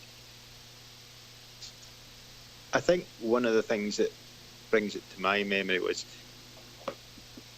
I was learnt to swim in DG1, and there was a young lad in there who was a coach, swimming trainer, and this guy was needed by this council. He was really good at his job. He could coach kids, could coach 80-year-olds, and we weren't able to get him a permanent position to keep him in this council, because I think he could have went places, and he went away and he's working, I think, Dundee or something now. Now, how do we make sure that we can retain those exceptional people, to get them onto the ladder, to get them where we need to be. I think that's my sort of thing. How do we make sure that agility, as you say, is there to get them to where they need to be? Absolutely. Sorry, through you, Chair, if that's okay. Through our people strategy, we talk about talent management. You know, talent management is incredibly important. We've got to make sure that that reaches every corner of the council, that we, and I think that there's been some really good points around individual staff members who are content and happy with the role that they do, and they will continue to deliver that role to the best of their ability. But equally, we need to make sure that we've got a talent management framework in place, and the people strategy puts that in place, and we work towards that, that those individuals who want to stay with us, who want to forge a career with this council, and in fact this council benefits from the skills that that individual could bring to the organisation, really is essential for and one of the success factors of this organisation. You know, and I'm really optimistic through our talent management framework that when we acquire talent, we identify it, we develop them, and then we give them opportunities to move on. Thanks, Stuart. I think that is helpful. Very valuable feedback that the leader and I had when we spoke to quite a lot of staff in the immediate aftermath of the first rounds of lockdown due to the pandemic that seemed to be so long ago now, was a really interesting and quite consistent message that staff had enjoyed the opportunities to work with other services or in other services, or to do different things from those that were their normal duties. So I think perhaps, well, you always have to factor in sample size in terms of feedback you receive. I think there's maybe a reasonable degree of willingness amongst our workforce to benefit from those opportunities where they might be available, which I think is a positive thing if we are able to structure it in the right way. However, that's simply an observation on my part. A number of members wishing to speak. I'll go to Councillor Inglis next, please. David? Yeah, thank you, Chairman. It's just a quick question, Stuart. On page 96, the bullet point at the top of page 96, younger employees aged under 25 only make up 4% of the workforce. I'm just wondering how proactive we are in our recruitment processes to target that sort of age group. Thank you, Councillor, for that. Absolutely, that's a key priority, and that comes through all of the work and the strategies and the policies that we're trying to develop. And in fact, you know, creating that capacity and that potential for future development is really important. And through the people strategy, we're developing and offering career pathways. We're you know, showing our communities that working for Dumfries and Galloway Council is a very varied and very interesting and a career path. And we're also offering enhanced training and development opportunities for staff, that if you come and work for this council, then that's really important. We've got graduate programmes, we offer flexible working, and we continue to, it's already been mentioned, the home working policy, but flexible working generally is really the cornerstone of a number of positive workforce measures that can encourage staff retention. It can bring new people into the organisation. How flexible are we prepared to be as an organisation that helps them to manage their work-life balance? And of course, having that clear vision and values, there's that word values again, and presenting that those values and image of the council across social media, where our young people are very much engaged and involved in. And of course, we're engaged as a council on all of those fronts. Thanks, Stuart. David, do you want to come back? Yeah, I'm just wondering whether we engage at a secondary school level at all to encourage school leavers to look at a role within the council, you know, as a reason to be leaving school. Thank you, Councillor. Through you, Chair. Yes, we do. We have conversations, and we are continuing to have conversations in schools. And those conversations are providing our young people in Dumfries and Galloway with valued information about what's on offer if they choose to stay in this region and look for a career pathway within the council. Absolutely. Thank you, Chair. Thank you, Stuart. Thank you, David. I'll go to Councillor McComb next, please. Jim? Thanks, Chair. Stuart, I'm looking at the age and gender chart on page 110. Several years ago, we had a very successful teacher refresh scheme. Is there an argument for a wider council refresh scheme based upon the pyramid which is shown on that page? Thanks, Jim. I think it's a really interesting question. Stuart? Thank you, Chair. Thank you, Councillor. Very interesting question. You know, and I'm happy to take on board that sort of language. I think, as I've outlined, you know, we are looking to create new opportunities for staff. We are looking to not only support and develop the existing workforce, but we're having those conversations about staff who are here, about their future, helping them to look beyond work, because that is an inevitability for staff that at the other end of the spectrum, you know, staff might want to move on, and certainly as councillors will know, through my pensions team, we regularly engage with staff and have very, very helpful conversations about their retirement planning, not to push people, but to give them the information that might actually help them move on from the organisation in the best way possible. So we do have natural wastage, we have natural turnover, we have got programmes in place around trying to encourage certain occupational groups to come in to the organisation. The teacher refresh scheme was designed for a specific purpose, but I think ultimately what we are doing through the people strategy and the delivery of all of the initiatives I've mentioned is that we are doing something similar, but we're perhaps not calling it as such. But we're always looking for fresh ideas, fresh impetus and fresh skills and development, as well as valuing the staff that we have here and giving them opportunities for the future, which helps the council to continue to deliver excellent services. Thanks, Stuart. You're obviously considering the issue at the moment. Thank you. Thanks, Stuart. Thank you, Jim.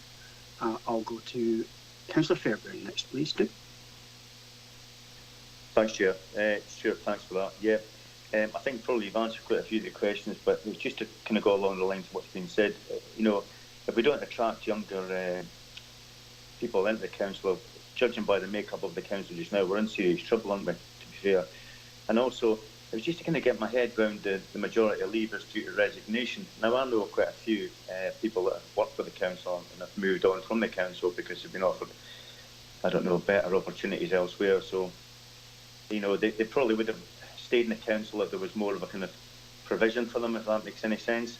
Another thing was, I think Councillor McComb hit on, was the retention of teachers, which is obviously a problem we've got just now. And I was quite kind of alarmed at the amount of band 13 to 15s we have at 87. That's quite a high percentage of people in quite a significant wage band. So there's quite a few questions there really, or maybe comments, but it's just, my main thing really was the resignations and why we're, you know, I touched on this earlier on, why we're not trying to retain these individuals. Thank you, Chair. Thanks, Doug. Stuart, can you assist with those points, please? Thank you, Chair. Absolutely. So it's a very competitive marketplace out there at the moment. I think everybody will be aware of that. And, you know, we are no different to other employers, and we are vying for the same resources out there. So we need to offer the very best employment package that we can and promote that in the best way that we can. And there are a number of recruitment events going on across the organisation, which are very positive and getting positive results and bringing people into the organisation. I absolutely agree with your point in terms of the younger, potential younger workforce, and you know, it's been a very difficult area for us, but we continue to work very, very hard to try and improve the position for the organisation. One of the areas for improvement and the gap, and obviously I've been very open and transparent in the paper and the report about this, that we don't have the full information, we don't have the full picture as to why people are leaving. We think we know. but we don't know fully. And I think, you know, we've identified that we have a very good and robust exit interview process, but it's not well used out there. It's, you know, we try and promote it regularly, but it's not well used. So we need to find a way of really understanding why people are moving on. I think that's going to give us a great insight, and that'll help us to continue to implement that people strategy over the next 5 years as we move forward in the implementation phase. Thank you, Stuart. I think that really is helpful. Appreciated. I'll turn to Councillor Marshall next, please. Thanks, Rob. Stuart. Yeah, just on that last point there, I think there was one session last week, and we were hearing the problems that trying to retain procurement staff as well, because they're in demand. So sometimes there's a market scarcity, sometimes there's a high demand, and that's sometimes the reason why people will go for better job offers. But my point was on, and I think someone touched on it earlier on, I noticed that there's a section recognising good performance. It's number 5. But I just wondered, do we currently recognise long service, such as long service awards, etc.? Thank you, Councillor. Through you, Chair. Absolutely. You know, you're absolutely right in terms of some of those you've picked out on procurement staff as a particularly specialised group. You know, I myself have specialised health and safety staff, and it's very difficult to recruit those. So, you know, we have to come up with some creative and innovative ways to try and bring people to the region. In terms of the long service, yes, we do still have a long service award. We still do recognise that after 25 years, you know, and we do still make sure that is regularly monitored and staff get that recognition at that point. Part of the people strategy is, of course, to review pay and reward. So we need to look more holistically at how we do recognise and reward our staff. 25 years is a long time, so there's an opportunity to look at, well, you know, do we need to do something different and better around that recognition for long service? Long service by itself doesn't equal good performance, as we know. It just means that you've been here for 25 years. So we want to be a bit more intelligent and sophisticated around how we reward staff and recognise staff. And I think that's outlined clearly within the people strategy, and you know, a welcome member input as we bring back updates on the delivery of that as we go forward. Thanks, Stuart. Sean, did you want to come back? No, that's fine. Thank you. Thanks, Sean. Go to Councillor Drybrough next, Archie. Thanks very much, Chair. There's maybe a few comments on and I really enjoy the conversation and the debate that's going on here about the annual workforce report, because obviously being on the health and wellbeing group in Dumfries and Galloway, I've seen some really important moves in the last sort of 18 months. Importantly, you know, during the COVID, how, you know, the support has been there for members of the workforce, and that's really important. I've just got to come back to something that Ivor said about, you know, trying to get the 100%. I don't think Stuart would ever give, you know, that particular thing, because it's the hardest target to reach 100%, and people do change their minds on what they're actually doing and what they want to do, and that will always be the case. I think coming back to values, we would obviously expect to be treated how we would expect to be treated ourselves in that particular case. And obviously there's a lot of things going on within the Directorate with trying to get young people to stay within Dumfries and Galloway and take all those different skill roles on. But we're also looking for working age families as well to come into the region, and I think quality of life in Dumfries and Galloway is something that's really up there compared to places like the High City issues and things like that. And also something that Doug said earlier on about, you know, the complaints that he has received.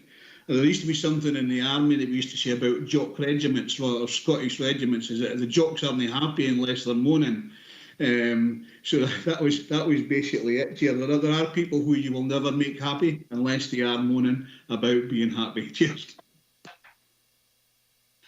Thank you, Archie. So I think we'll take them as being comments, I think, broadly.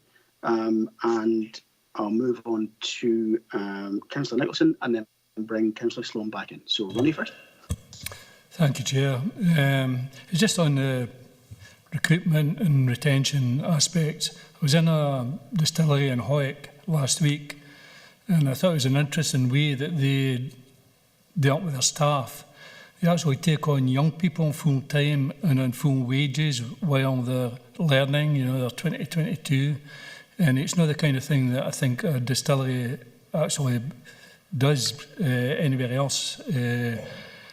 And I talked to some of the young people, young women and men, 20, 22-year-old and that, and they were actually taking charge of it, and they had a very positive thought process, a very positive mind about their jobs, and you know they reckon they'll be there for a long time, which is a retention. I just thought it was a very interesting way to look at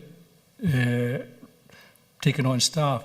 These are staff without full academic qualifications. They have some, and this is instead of going to university, they're actually taking on full time with full wages, which I thought was interesting. Just another comment, really, on the paper itself, and I'm very pleased to see that women actually now hold the majority of the top 5% highest paid roles in the council, which I think is a good figure for people to have. And Councillor Hislop, you mentioned about retention and exceptional staff, and I think it was a very good point made, and the staff member must have been very exceptional if he was teaching Councillor Hislop at the time, which I think speaks for itself. Thank you, Councillor Nicholson. I think there is an important point there, Stuart, about learning from best practice in other employers. You know, which is, you know, I'm always a fan of pinching someone else's good ideas for shorthand. You know, if it can align with our policies and priorities, you know, all to the good, I think, and providing opportunities in particular. Wondered if you had any observations on that. Yeah, thank you, Chair, and yeah, welcome the conversation around all of these issues, and we are being challenged and having to be incredibly innovative and creative about how we overcome some of those recruitment challenges within a national framework through our conditions of service, obviously nationally and locally, speaking to our trade unions. And you know, for us, one of the sort of the key success factors going forward is about providing that positive employee experience.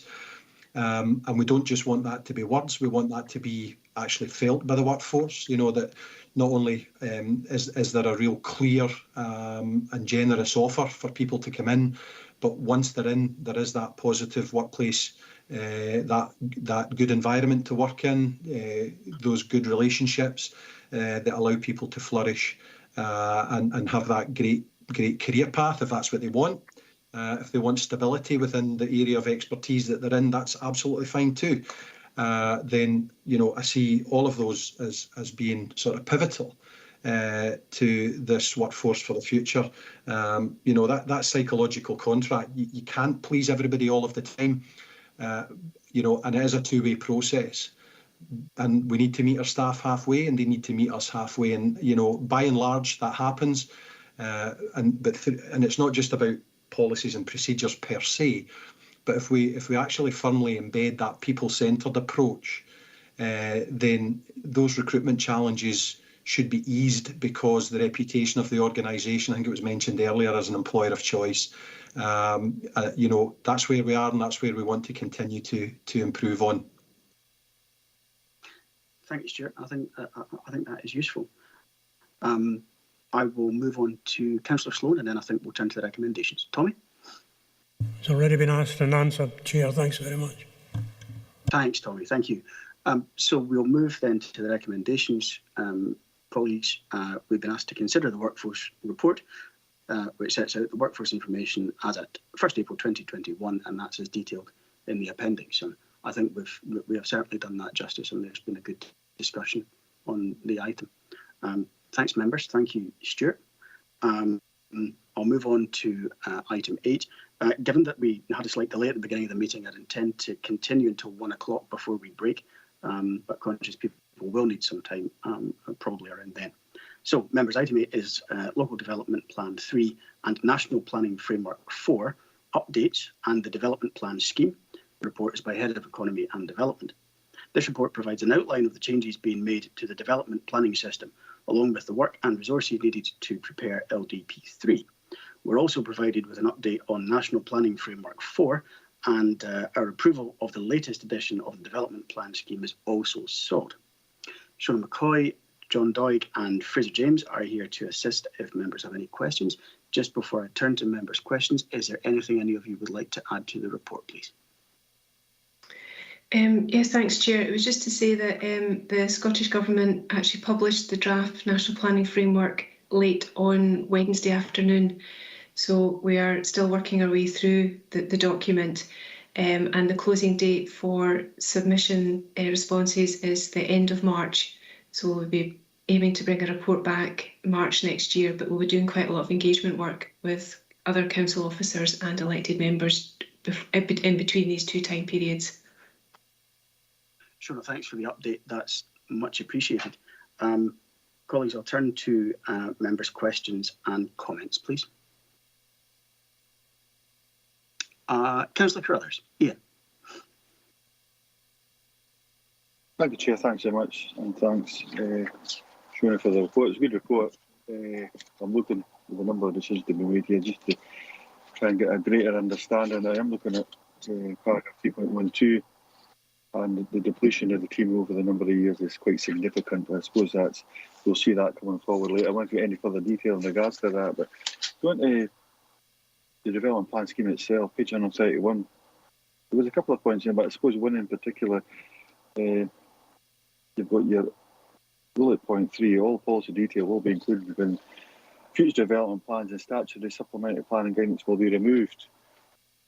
So I'm trying to visualise what that'll be like. Does that mean that we'll have the local development plan with something that looks similar to supplementary planning guidance that is appended, or will that be a significant stroke material change? And timelines. Normally the development plan schemes we see a timeline. I don't see anything here at all, unless I've missed it, Shona. Thank you. Thanks, Ian. Shona, can you help with those points, please? Yes, thanks, Chair. Yeah, the removal of statutory supplementary guidance is a big change that's come through the Planning Act. It's something we're sort of speaking to colleagues across the country about as to how we're going to respond to that and deal with it.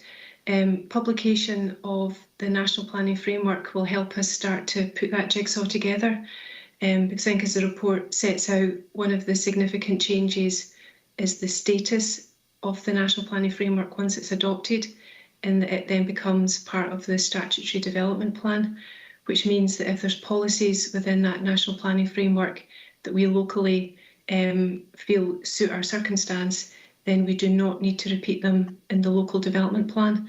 So we need to work out the implications of that, and then the future requirement for supplementary guidance. So there's still quite a bit of work to do on that. In terms of your second question as regards a timetable, again, we're still waiting on the secondary legislation from Scottish Government on the process and procedure and content for future local development plans.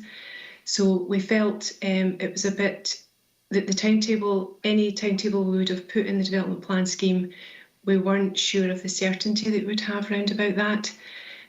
What we're planning on doing is that as soon as we get the legislation from the Scottish Government, we will look to draft a timetable and bring an updated development plan scheme to a future meeting of the committee. Thanks, Shona. That's very helpful. Ian, did you want to come back? Please, if you don't mind, Chair, just a couple of small points. Previously, members have been reasonably heavily involved, I would say, as we go forward. Usually, member also working groups, timelines, so you haven't been able to address that. I would imagine, by the way you're talking, it's probably going to the next council significantly after May is what I'm talking about. But as far as the resources, Chair, I am interested what that committee paper might be looking like when it's, I think we're saying it's coming back before too long anyways. So interested to get an indication what that's looking like. We've got a number of years here for flips of where the staff levels were. Do we have to go back to 2014 levels, 2009 levels? I'm just wondering if we have any indication at all what that'll look like. Thanks, Ian. On the resources point, Shona? Yeah, I think that the table that we've got in the committee report just sort of sets out obviously the staff resourcing that we had over the period of preparing the past 2 plans, I think it was really there to sort of highlight that there are a lot of changes that are coming forward in terms of development planning. Preparation of LDP3 is just one of them. We've got the new requirement of local place plans. So it was also part of the purpose to highlight the staff resource changes that have taken place, but also as well the need for studies and technical assessments to inform that preparatory work for LDP3. I'm not quite sure if that actually answers the question about staff resources. So maybe a bit more clarity from Councillor Carruthers. Thanks. It's okay, Sean. Yeah, do you want to come back? Sorry, Rob. Sorry. It's absolutely okay, Sean. I think as reports come forward over the next months, or even potentially years, I think as things develop, but we'll see that. But I think that's a level of detail I would definitely need to see. At what point in time do we need to go back to? Especially, there's a number of things here you've touched on that I think we need to be aware of how heavily that needs to be resourced or even potentially outsourced. But we need to understand what the financial implications are.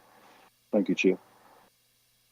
Thanks, Ian. I think it is a fair point. I mean, my reading of it certainly was that we recognise that there will be a pressure, but we are maybe yet to fully quantify that because not everything that we are likely to be required to do has entirely fallen into place yet.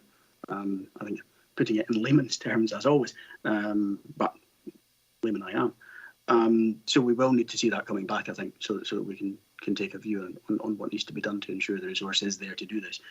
What is clear from the report is it's not a small undertaking. I'll turn to Councillor Hagman next, please. Katie?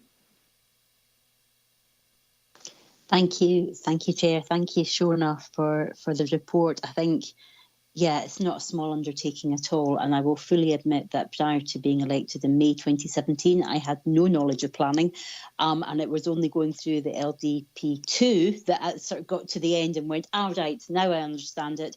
When is there going to be a chance to look at the next one? So, this is our opportunity coming forward, and I appreciate, and actually I'm quite relieved that we will potentially get to take this forward in 5 years, because, the landscape has changed significantly, and some of the key changes that are coming forward are really welcomed. And I mentioned previously about an open place strategy, and I know that is mentioned within the report here today.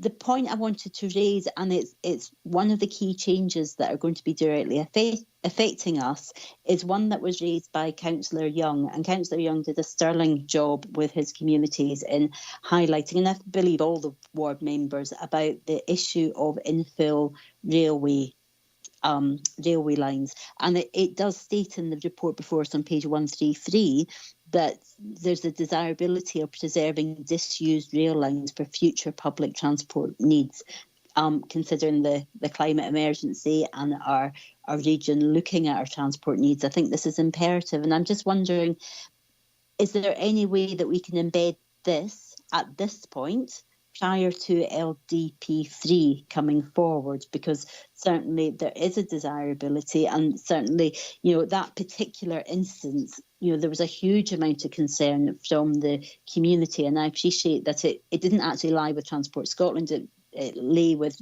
Network Rail, and while I appreciate it might not have been seen as a permanent solution, and that the concrete used in that particular application could have been removed, it just seems quite bizarre that we would potentially be leaving ourselves open to have to then change our policy in a few years' time. So I'm just wondering what the current position is on that, because I'm also aware we do have a lot of old railway track in the region, and some of that has got infrastructure that maybe perhaps those that own the infrastructure would rather not have to deal with. But where are we as a local authority in our commitment to that? Thank you. Katie, thanks for that. It's clearly been a particularly current and fairly high-profile issue. Shona, is there any advice and you can offer on that point, please?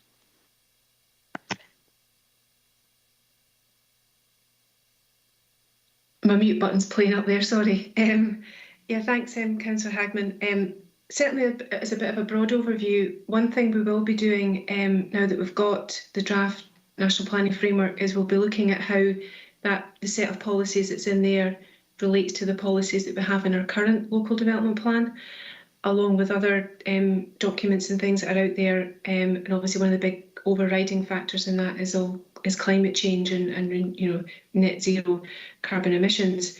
In our current local development plan, I think we have over 70 policies, and we have a section on actual transport.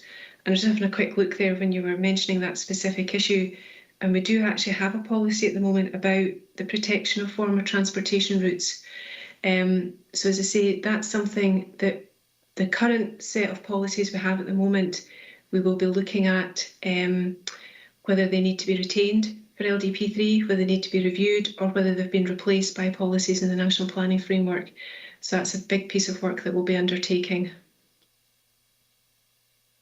I don't know if that answers your question. It does. Yeah, no, thank you, Shona. That's great, and it's really useful to have that, that just confirmed in committee. Just one other point, if I may, Chair. We've also got that we're looking at health and education needs and capacities. It's also on that same table, and I've just sort of putting down a marker really. When we're looking at health and education needs, can we ensure that we're looking at food growing spaces and that element of biodiversity, because it may not always be seen as a sort of initial, that's an easy thing to tag that into, but food growing spaces do indeed have both health and educational needs. So it's just to really sort of put an early marker in for that one, please. Thank you. Thanks, Katie. I'm sure we can note that, Shona. Yeah, I've written it down. I can see my colleagues writing it down as well.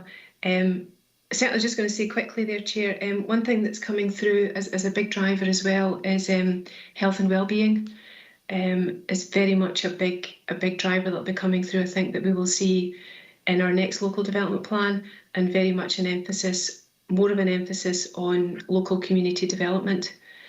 So again, that's something we will do a lot more work on and bring back to members. Thanks, Shona. Yes, I think that is an interesting development, and it will be a bit different, perhaps, to some of the things that we're accustomed to. I will go to Councillor McComb next, please. Jim? Thanks, Chair. Shona, I note the emphasis on local place plans. How will these local place plans ensure there is democratic input and accountability?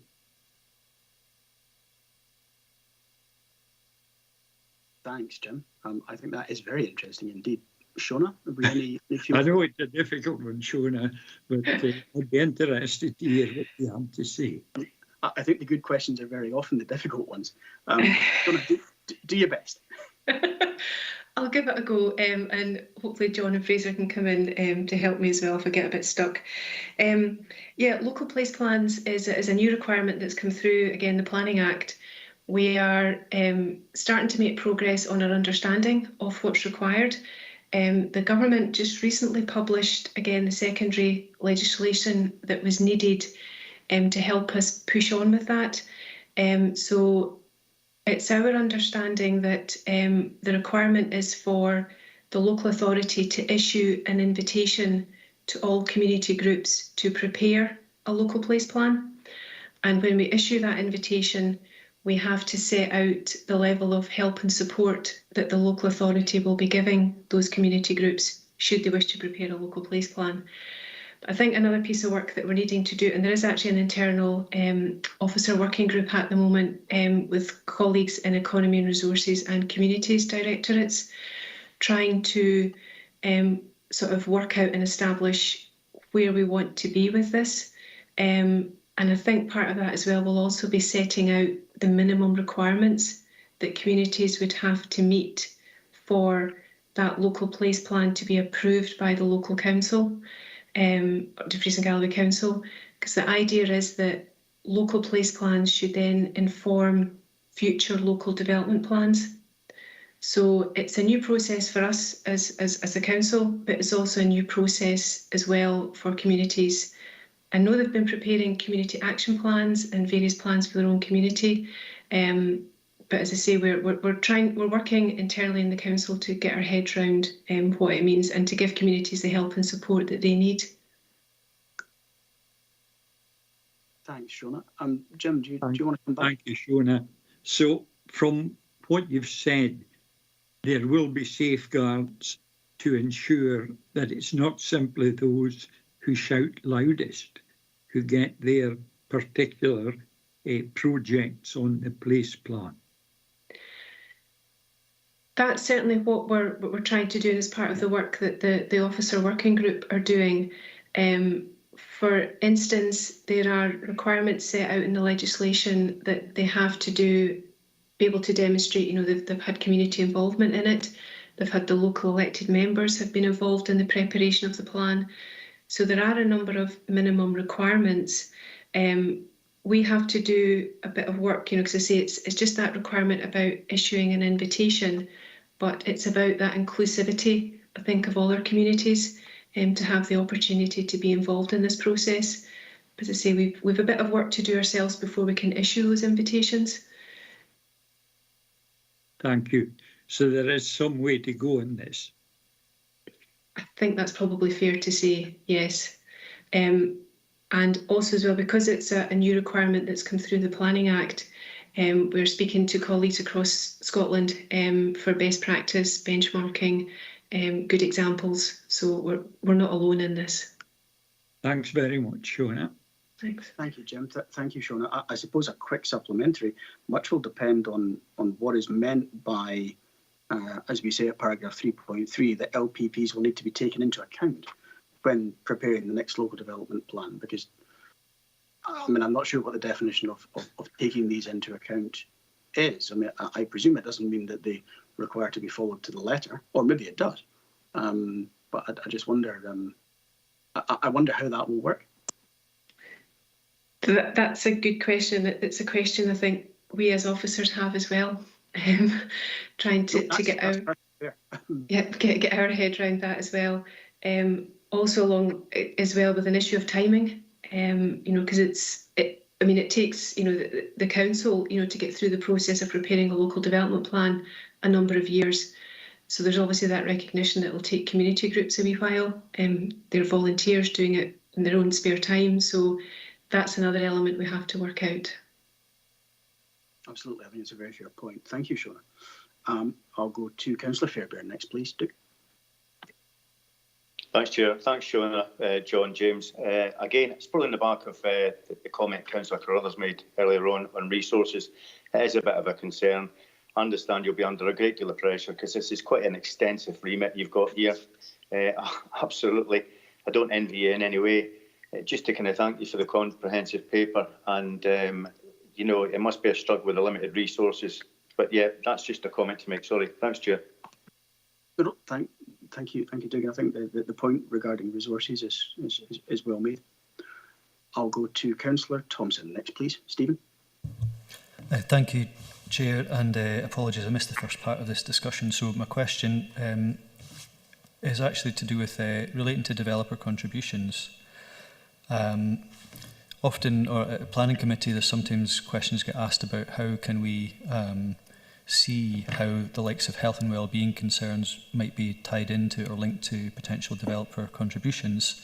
Often we focus purely on the education or the open space side of things, but obviously within this LDP3 development, we are talking about linking in with the community planning partnership and with a much more sort of place-based focus and sort of wider set of priorities. But I think when it comes to the actual competent decisions that we make as a planning authority, there needs to be something, a mechanism in place, if you like, or a clear link between, for example, the priorities of the Health and Social Care Partnership, or IGB as it were, and what we can then factor in maybe through legal agreement as developer contributions. Obviously conditions would apply because there'll be cases where it's not appropriate, or there's other ways of developer contributions being made in housing, for example. But is that something that can be built in at this stage? Because we do reference it in our supplementary guidance in developer contributions, but it's not obvious how we would actually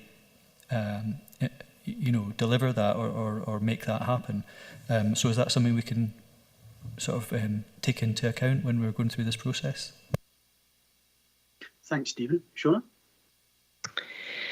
Yeah, it's a policy that we'll obviously review through the preparation of LDP3. We haven't quite understood what the draft national planning framework is saying about developer contributions, although we do know that health and wellbeing is a very strong thread that's running right through that document. We're obviously aware as well that we have the provision in our current developer contribution policy for contributions to be made towards health facilities. However, we don't really have the resources within the team to develop that further at the moment. So it would be on a consultation basis with the Health Board, with the IGB, as to whether the proposed development was having an adverse impact on that service and facility as a result of the development. I don't know if John's got anything to add to that, because he tends to be more of our developer contribution specialist. Thanks, Shona. John, can you assist me? Yeah, there's not really much more to add. It really has been something that we've wanted to do over the last few years. There's a few other things such as waste infrastructure as well, waste management. But it's just, as Shona said, it's just really a resource issue why we've not developed that further. But hopefully over the next few years we can look at that. Yeah. Thank you. Thank you, John. Stephen, do you want to come back? Yeah, it was just very quickly, and obviously I understand there's resource implications. I think I'm maybe trying to tease out a little bit more about how, if there's a better way we can engage or encourage, NHS or health and social care partners to engage, because clearly there'll be an interest in their intelligence and how they're designing services that links into the developments that we approve through our planning committee, for example. So it would seem to benefit both parties to sort of better manage resourcing going forward. So I'm just sort of wondering, while there's resource issues on our part, perhaps, I suppose we'd want that assurance that there was that full engagement from our partners, so that all of the public sector is able to contribute towards our sense of place. Okay, thanks, Stephen. Shona, did you want to come back? Yeah, just to say, we certainly recognise the NHS as being one of our key stakeholders. And we will certainly be talking to them about engaging with them on response to the draft national planning framework. But more importantly, we'll also be talking to them quite extensively as part of the preparatory work for the next local development plan.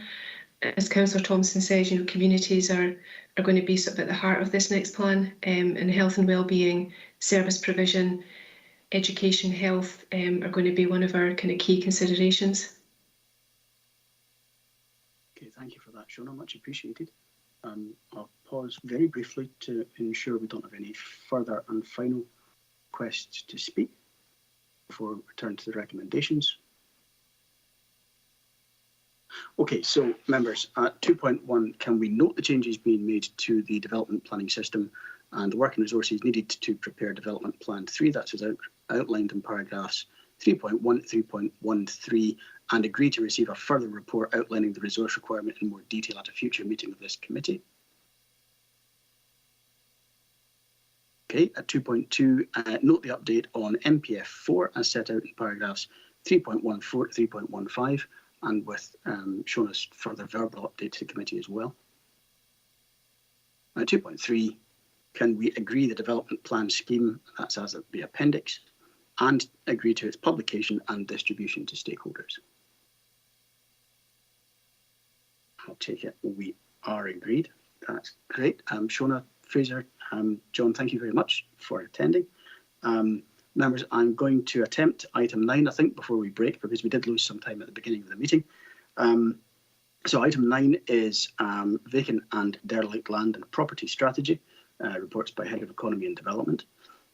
The Council plan sets out a commitment to develop a derelict property strategy. This report seeks our agreement to the scope of this work and the allocation of resources to develop the strategy, ensuring that we make progress on this commitment. Jamie Little is here to assist if members have any questions. Jamie, is there anything that you would like to add before we go to questions? Thanks, Chair. No, nothing further to add at the moment. Thanks, Jamie. So I'll go straight to Councillor Hagman, please. Katie? Thank you, Chair. Thank you, Jamie, for the report. And I do know we've got the background papers in here of Wootton Area Committee, and just to say that there was a lot of work done on this within the locality in Ward 2, with many of the community councils coming together under the Federation of Community Councils. So there will be interest locally, certainly within my ward, because members of the public are keen to know, well, what happened to that work. So it's really welcome that we can go back and say, actually, that is informing our way forward. So thank you. I just have a question really on page 143, and we've got the table of our sort of our way forward across the two pages there. And the first one we have is focus on council priorities, and absolutely we've got build the local economy and be an inclusive council. However, what isn't on there is our fifth priority of responding to the climate emergency. And when we're looking at derelict land, I think it's absolutely imperative that is actually almost front and centre, especially when we're looking at biodiversity. And some of this derelict land has in fact almost been reclaimed by nature, but not in a particularly safe way to the members of the public. So it's just really to request if that can be put into the table going forward before we sort of agree this plan going forward. Thank you. Thanks, Katie. Jamie? Yeah, thanks, Chair. I'm more than happy to ensure that that's included in the scope of the strategy. Obviously, the fifth priority from the council around the climate emergency is going to be a key element of this work. So no, that's more than happy to have that included, and can update that within the scope as we take the work forward. That's very helpful. Thank you, Jamie. I think that makes sense. I'll go to Councillor Marshall next, and then Councillor Brodie. Sean? Thanks, Rob. Hi, Jamie. Just with regards to the appendix, I noticed under the scope of the strategy, it's, I think, fourth or fifth bullet point, or sixth bullet point, and it states legislation, council powers, e.g. protective and compulsory purchase order where applicable. Are we referring to the existing legislation and council powers, or are we looking to enhance those? Because I've raised this before, obviously, derelict properties and owners that are not willing to do anything about them at the moment. There's not a lot that the council can do, or with the current Scottish Government legislation. So it's probably, it just leaves us to probably just make those properties safe. And I'm just wondering if we're looking to enhance the council power so we can do more, in circumstances like these. Thanks, Sean. I think it's a good point. Jamie? Yeah, thanks, Chair. Thanks, Councillor Marshall. I think the legislative powers that are available to the council are something that we have an element of control over how we utilise those. And there's probably a route to try and maximise the use of them where we need to. I mean, predominantly we are looking at where we need to go in and make buildings safe, or where there's a particular danger being caused by a derelict building or its contents. I think something that we also have as a council is the ability to lobby for additional powers. I know there's been significant discussion over the last parliamentary period about compulsory sales orders. There hasn't been a consultation to date on that yet, but that is something that as a council we could look to certainly ensure that we are involved in that discussion. There also comes a question of resources as well, in terms of when we go in to carry out works on properties, that we know that through limited resources we don't always have the opportunity to maximise the use of these powers. So it's how we target what we have at our resources, and how we also try and make sure that what we need in Dumfries and Galloway as a region, we try and reflect that into the national policy that's being made, or national legislative changes that are coming forward. Thanks, Jamie. Thanks, Jamie. No, I do think that makes sense. As we get deeper into the issues of what we can and can't do, it would definitely make sense for us to have an eye to what asks we might want to make in terms of further powers that might make life a lot easier for us to to undertake effective interventions in more cases. So I think very important that is featured. Okay, I'll go to Councillor Brodie next, please. Thanks, Chair. I don't know if other members share my sort of frustration on the lack of progress in this. We've got derelict buildings in all our wards. We've got the Central Hotel in Annan, and we don't seem to be able to address the issues with it. It would be good to have seen the result of the pilot study in Wigtown in the appendix of this report as well, because that would have been quite interesting. It also mentioned that we're offered a grant in May this year for $1,029,000. It's not. It doesn't really make clear whether we accepted that offer, because it mentions another potential source of funding later this year. So what happened to this? Can you tell us a bit more of what happened to this grant? Thanks, Jamie. Can you help with that, please? Yeah, thanks. The place-based investment programme that's already been in front of the Economy and Resources Committee. An allocation was made at a previous committee. It was colleagues in Economic Development who took forward the application. So apologies, I'm not sure exactly which committee it was, but there was an allocation from that fund to assist. Is it all the arts? So in Kellerholm, Sanka. There's also an allocation being considered at this committee under the Capital Investment Programme, 2 allocations being asked for members to consider the full allocation. So yes, the funding was accepted by the Council, and members are being given the opportunity to consider 2 submissions for funding requests at today's committee. Thanks, Jamie. Richard, does that help? That's a bit more helpful. It's quite a short report. I'd like a bit more detail. Okay, thank you, Richard. Move on to Councillor McComb, please. Jim. Thanks, Chair. Jamie, I'm looking at page 139, and it states there that housing may be the land use with the greatest potential for driving site redevelopment. A few lines further down, it makes the point that around 50% of Scotland's new homes are developed on greenfield sites. Now, I think part of the problem is the difference in the financial treatment of property renovation as opposed to new build. If you renovate, you are subject to VAT, and you may in some circumstances be required to pay council tax during the period of renovation.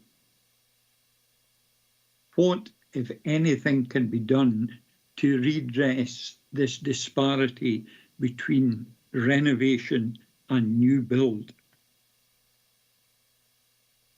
Jim, thanks for that. I think it is a very good point, and one we should add to the list of engagement with governments on this particular policy area, because the VAT decisions will certainly be made by HM Treasury. But I'll go to Jamie for further clarification. Jamie, please. Yeah, thanks, Chair. Thanks, Councillor McComb. And obviously, the issues around VAT are quite complex, and as the Chair has mentioned, involve the input of the HMRC, the UK government. I think that as a council, what we need to be seeking to do is, where possible, if we want to say that we're prioritising these sites for redevelopment, then we need to look at everything within our powers and within our resources that we can do to encourage and enable that approach. I know through council tax, the long-term empty charge on properties that applies after 12 months on domestic properties, that can be relieved when works are ongoing to bring that property back into use. There's legislation coming forward in this current parliamentary session that's going to look at a similar approach to tackling non-domestic properties, so commercial properties. So I think as a council, what we really need to do is look at what we have within our gift to do to encourage this, and it may be through the application of funding, like the place-based investment programme, town centre living fund, and even from national funding streams such as the regeneration capital grant funds. We need to really see what we can do to try and assist these properties as much as possible to actually get developed. In terms of the lobbying, we can continue to try and deal with these matters, particularly around the VAT issues, wherever the opportunity arises. Thanks, Jamie. Sorry, Jamie, do you feel there is a role to be played here through COSLA to lobby for more even treatment of renovation as opposed to new build? Thanks, Jim. Carry on, Jimmy. Thanks, Councillor McComb. In terms of COSLA engaging with the Scottish Government, I think there's a route to look at ways we can try and resource this as effectively as possible. I think that obviously the legislation around council tax and VAT comes predominantly from the UK Government. So we need to recognise where this legislation often comes from. But there's certainly the more people we have on board to try and support what we want to do in Dumfries and Galloway, the better. It's certainly something that is being seen across the whole of Scotland. I know through my engagement with other councils that, particularly around empty homes, empty properties, renovations, we need to try and have a collective voice. It'll certainly get us a lot further than if we stand on our own trying to put our point across. Thanks, Jamie. Thanks, Jamie. No, I think that is a very helpful point. And I suppose just by way of additional clarification, I mean, I don't think our strategy should be encouraging people to knock things down and put shiny new things in their place necessarily. I accept that might be the outcome in some cases, but clearly some of this will involve very nice old buildings that have simply run into terrible disrepair, and it would be good to repurpose and reuse. And I know we have some good examples across the region where that's happened successfully. I'll move on to Councillor Fairbairn, please. Duke.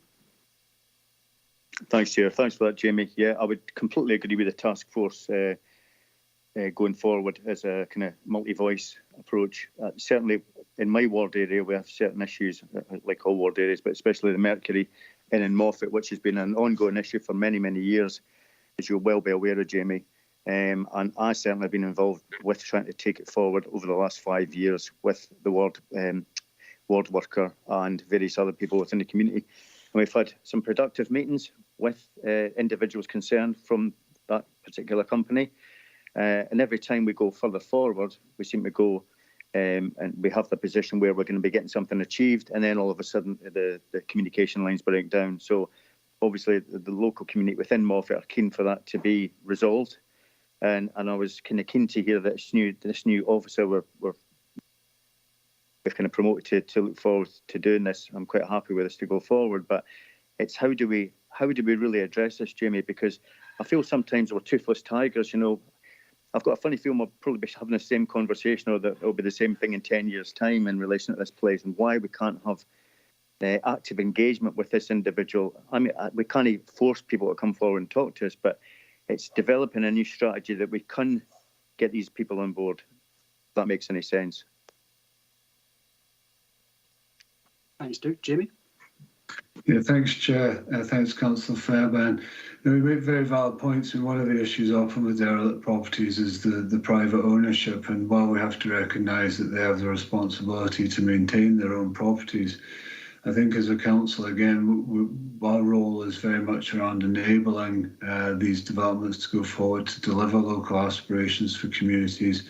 I know that through discussions around MPF4, that the local place plans are going to feature significantly, and we're keen to make sure that communities have the opportunity to voice their opinions, but also to ensure that we're able to effectively support them. So where these cases do arise and there is a block, then I certainly feel that continuing down the route of having this officer working group from across the council will be able to bring together the relevant departments to try and tackle some of these issues and seek input from colleagues across legal services, building control, housing, local development plan teams, and also making sure that we involve our partner organisations. So effectively, we've got as many of the experts on these matters as possible to come forward and try and help us resolve issues like that you experienced in Moffat. I fully welcome that, Jamie. Thanks very much, Chair. Okay, thanks for that, Jamie. Thank you, Doug. I'll move on to Councillor Thompson. Stephen? Thanks, Chair. Just for, I think obviously in our ward, the Mercury Hotel, former Mercury Hotel, has been an issue for a while, but I think obviously with the administration process that that happened around that company, I think there's actually maybe a wee bit of encouragement as we go forward with that, and I think communication's been made with the Community Council to that effect. So that's maybe something that the ward councillors can get appraised of in future, but it has been a long-standing issue with difficulties in terms of encouraging landowners to move things forward, but hopefully there's a bit of light at the end of the tunnel with that. Just in terms of this report, I do wonder about how we can better join up and prevent maybe future derelict issues, particularly with business and commercial properties, by making stronger use of restoration bonds at the sort of development phase, so that our grandchildren don't have to worry about derelict properties so much, because we do tend to inherit problems that were maybe could have been prevented. So I don't know if the restoration bonds is something that we can tie in with the likes of the planning department, and if that's something that's kind of in scope for this, just to get a wider sense of how we can tackle the wider problem. Because a lot of the properties that are derelict, of course, are former businesses or hotels or whatever, not necessarily just domestic houses. The other thing as well is it's always good to lead by example. So there are, I suppose, we will be fully versed in all the properties that we own as a council, and we'll know inside out which ones we hold title to and where those are. Or at least I hope we do, and I think there's a piece of work there that we need to work alongside other departments again to maybe make sure that we know what all our assets are and what state they're in before we rush to tackle all the other issues. So I appreciate you've got maybe that's something in the scope, Jamie, that can be sort of included. Thanks, Stephen. Jamie? Yep, thanks, Chair. Thanks, Councillor Thompson.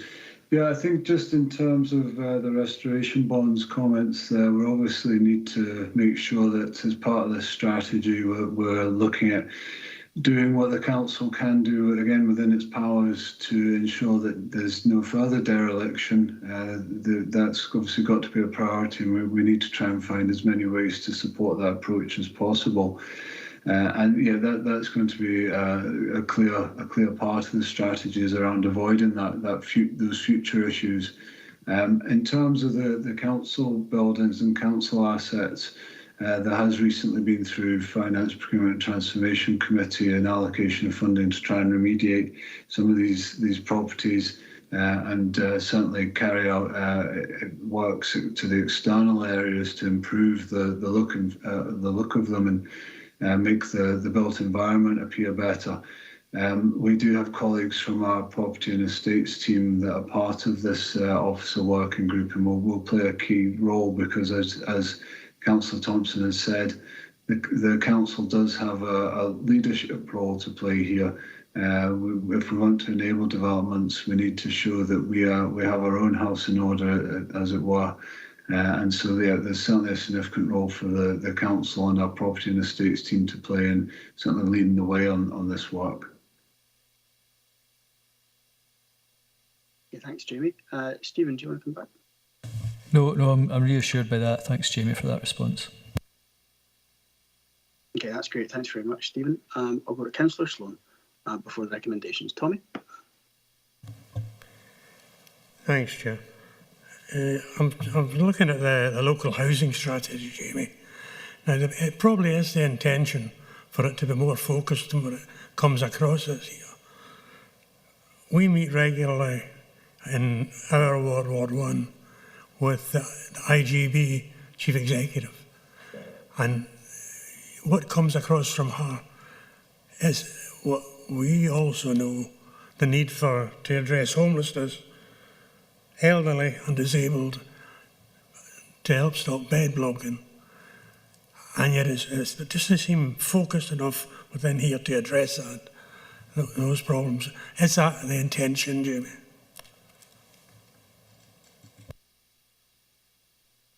Thanks, Tommy. Jamie? Thanks, Chair. Thanks, Council. So certainly through the Strategic Housing Investment Plan, we're certainly trying to do everything we can to tackle these issues, particularly in the west of the region. It's certainly recognised that there's particular issues in Stranraer and the local area around homelessness. That's often raised to me with colleagues, and we're actively seeking new development opportunities. In terms of our engagement with the IJB through the work of the Housing with Care and Support Strategy Group, we are trying to assist them in delivering housing solutions, as we've been able to do reasonably effectively across particularly Annandale and Eskdale area, with developments in Annan and future developments in Langham. We also need to recognise at the moment, though, that within the IJB itself, the resources available to try and support this work are often diverted into dealing with the pandemic. So unfortunately, our group has not been able to meet while staff have been dealing with more pressing emergency matters. But through my work with local development organisations such as DGHP, LOBA and Cunningham Housing Association, we are tasking them with actively going out and looking for new developments in the west of the region, particularly in Wigtownshire.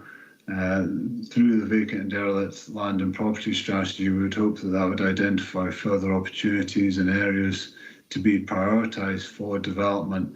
And the last Economy and Resources Committee did also see a development of existing office buildings, which DGHP are looking to turn into accommodation for older people. So it's not specifically mentioned in this report, but it's certainly intended that it will be a support mechanism for the delivery of the Strategic Housing Investment Plan. Thanks, Jamie. Tommy, I hope that's helpful. That's fine, Chair. Thanks. That's grand. Thanks very much, Tommy. Colleagues, we'll move to the recommendations. The usual pause in case anyone is typing frantically.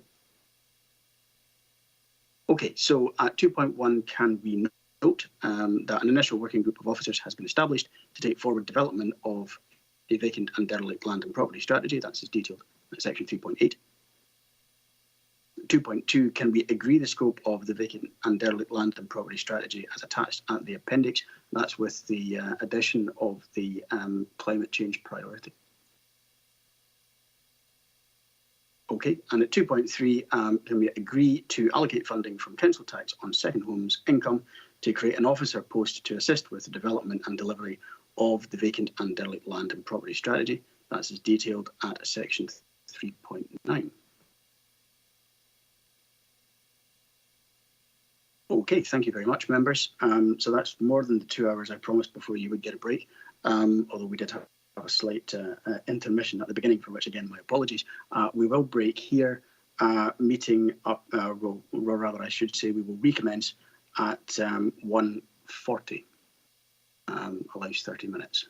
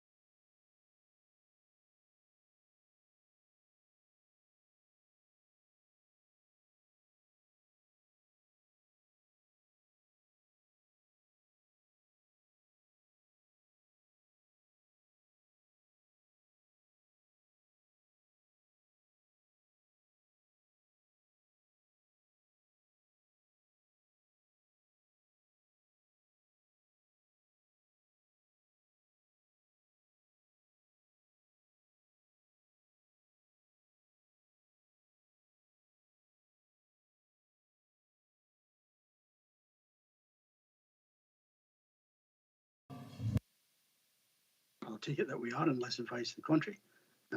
Welcome back, everyone. We've reached item 10, which is the Regional Economic Strategy Delivery Plan, reports by Director of Economy and Resources. Full Council endorsed the Regional Economic Strategy in September and also agreed that a delivery plan for this from the Regional Economic Partnership would be presented to the next meeting of this committee for our consideration. The Partnership Delivery Plan is now therefore presented to us. Steve Rogers is here to assist if members have any questions. Steve, before we go to questions, is there anything that you would like to add, please? Thank you, Chair. Good afternoon, members. Nothing further to add to what's in the report. Happy to take any questions. Thank you, Steve. I'll go to questions and comments. Councillor Hagman. Katie? Thank you, Chair. Yeah, thank you, Steve, for the report. And clearly, what we've got before us is it's not a council report. It's one of the Economic Partnership. But my question relates to the fact that the report before us, or the document, the delivery plan, makes reference to the council throughout as key partners in delivering many of the actions. And I'm just wondering, under 2.2, when we receive future progress reports, whether we can actually extract what we're doing to these specific actions, so we can almost track what our involvement is, and are we delivering what we have agreed to deliver, so to speak. So rather than taking the whole document as a whole, what aspects are we taking responsibility for, so to speak? Thank you. Thanks, Katie. I think that is a good point, and it would allow us, I think, to assess what's working well and what maybe it needs to be reviewed. Steve, can you help with that? Yes, certainly, Chair. Thank you. And in response to Councillor Hagman's question, I think the next step with regard to the delivery plan is exactly that, for each of the partners to pull out from the delivery plan their responsibilities that they're committing to, and essentially to ensure that they embed those into their forward resource plans. So from our point of view, we'll be looking to incorporate the relevant actions into our business plans, or indeed into the future review of the economic recovery plan, to make sure that that's properly aligned with picking up some of these actions which the Regional Economic Partnership have determined are important for the future of the economy of the south of Scotland. Thanks, Steve. I think that is very helpful. Katie, do you want to come back? Yeah, thank you, Chair. I think my point is that the council is name-checked almost against every single one of these actions. So rather than sort of picking out what we're going to do, it's almost allocating. I just want to make sure that we do fulfil all these criteria, because it is a really ambitious plan, and I think it's welcomed. And I just want to ensure that we don't lose sight of it. But I appreciate your response. Thank you, Steve. Thank you, Katie. If there are no further comments, after my usual pause, I will go to the recommendations. So members, 2.1, are we content to note and endorse the Regional Economic Strategy Delivery Plan? That's as in the appendix. And at 2.2, can we agree to receive future progress reports on the delivery and monitoring of the Regional Economic Strategy, including details of the proposed measurement framework?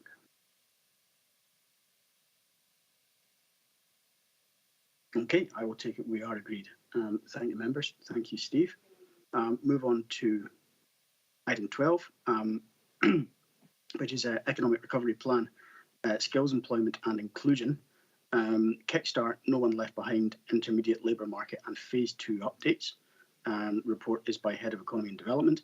This report provides members with an update on developments on the Skills, Employment and Inclusion work stream of the Economic Recovery Plan, with particular focus on... Sorry, Chair, can I come in? I think you've missed number 11. I think it's item 11 next, Rob. My apologies. Trying to accelerate. Okay, well, we will not accelerate. Very important, we don't leave number 11 out. Okay, so number 11 is an update on the Economic Recovery Plan 2019 to 23. And this report updates us on elements of the Economic Recovery Plan and seeks agreement to further actions to add to the programme of work, including a new business support initiative to support adventure tourism, as well as the commission of a feasibility study to look at attracting a cinema to Dumfries Town Centre. An update on the development of the bid for the Southwest Euro Gateway is also provided. And my apologies for confusing everybody in the room. David Gardner is here to assist if members have any questions. David, anything you'd like to add before we go to questions? No, nothing to add. Thank you very much. Thanks, David. And my apologies to everyone once again. Councillor Murray, Elaine, I'll have you first, please. Thanks, Chair, and easy done. That's somebody who did that earlier in the meeting. Just to say that this is on page 195, the cinema feasibility study. I and some others had an email from Belle Doyle saying that she and her business partner had been investigating a new cinema for Dumfries for at least 2 years. For at least 2 years and had been doing reports for the South of Scotland Enterprise. So it sounds a little bit as if there's been two bits of work being done without knowledge of each other. You know, if SOSI has been looking into this, if SOSI has been looking into this, are we aware of the work? Do we know what SOSI's been doing? Do they liaise with us at all in terms of the conclusions they've raised? Just because Belle Doyle was a bit concerned that she hadn't, she didn't seem to know anything about what the council was doing. So just wondered if you could give any clarification on that, please. Chair, I'm happy to respond. Yes, thank you. Yeah, so first of all, we'll absolutely follow that up. And secondly, we have been engaging with SOSI in terms of the interest that has been expressed in a cinema development by certain operators, and they have been involved in those conversations with us. So we have been working together on this. I'll certainly follow up with a further conversation in terms of that work. It'd be very interesting to see if that's also identifying some of the same issues and barriers, because clearly the work hasn't yet led to an actual firm development proposal from an operator, and I think that's the challenge we've all got, is how to present this opportunity in a way that is going to get a positive response from operators of the smaller cinema chains. But thank you, Leader. We will certainly follow that up. Thanks, Steve. I'll forward you the email from Belle Doyle just for your information when you follow it up. Thanks. Thank you. Okay, thanks, Elaine. Thanks, Steve. I think clearly something we need to take away. So I have Councillor Martin next. John? Thank you, Chair. Well, just as someone who supports this feasibility study, because I say it's really sad that a town the size of Dumfries has no cinema, etc. As I say, it would certainly help the town centre, but as I say, a lot of the chains now are actually building outside. But further than that, could we get a timeline at how soon we would get this feasibility study back? Because I would rather see it sooner than later if it goes ahead, because it is something that the public in Dumfries are crying out for. Thanks, John. I think I would agree with the sentiment without a shadow of a doubt. Steve, can you comment in terms of timescales? Yes, certainly, Chair. The intention is to take this forward as quickly as we can in terms of making sure we follow procurement requirements, but certainly we want to get this study commissioned and out into the market as quickly as we can. We have had expressions of interest from cinema operators, and we need to try to keep those active and warm. So we want to move quickly with this. I think without a shadow of a doubt, we do want to. not least when there are people who are, I think, interested in increase as a proposition. John, did you want to come back? No, I think that's fine. Like, as I say, as long as it doesn't drag on too long, like. I think there's probably general agreement that we would want to make progress with this. There has been quite a lot of interest in it, I think, and rightly so. I have Councillor Johnson next. Malcolm? Thanks, Chair, for letting me in. Elaine and John have basically covered most of what I was going to say. I'd be grateful if Steve would liaise with Belle Doyle. There's been a lot of work done in the past, and the sentiments are perfectly correct. And it's an issue of timing. John's right to push this forward quickly, but the other thing that I was interested in is the adventure tourism thing. I think it builds really well on the nature of Dumfries and Galloway. We've got a fantastic region suitable for so many opportunities of that style. And again, when it comes to that, is how long do you think, how much has got to be done to actually kickstart this and get it moving? Because I do think it's an excellent idea for the region. Thanks, Malcolm. Certainly, I too thought it was a very good fit. I was very pleased to see it. David, can you help with that point, please?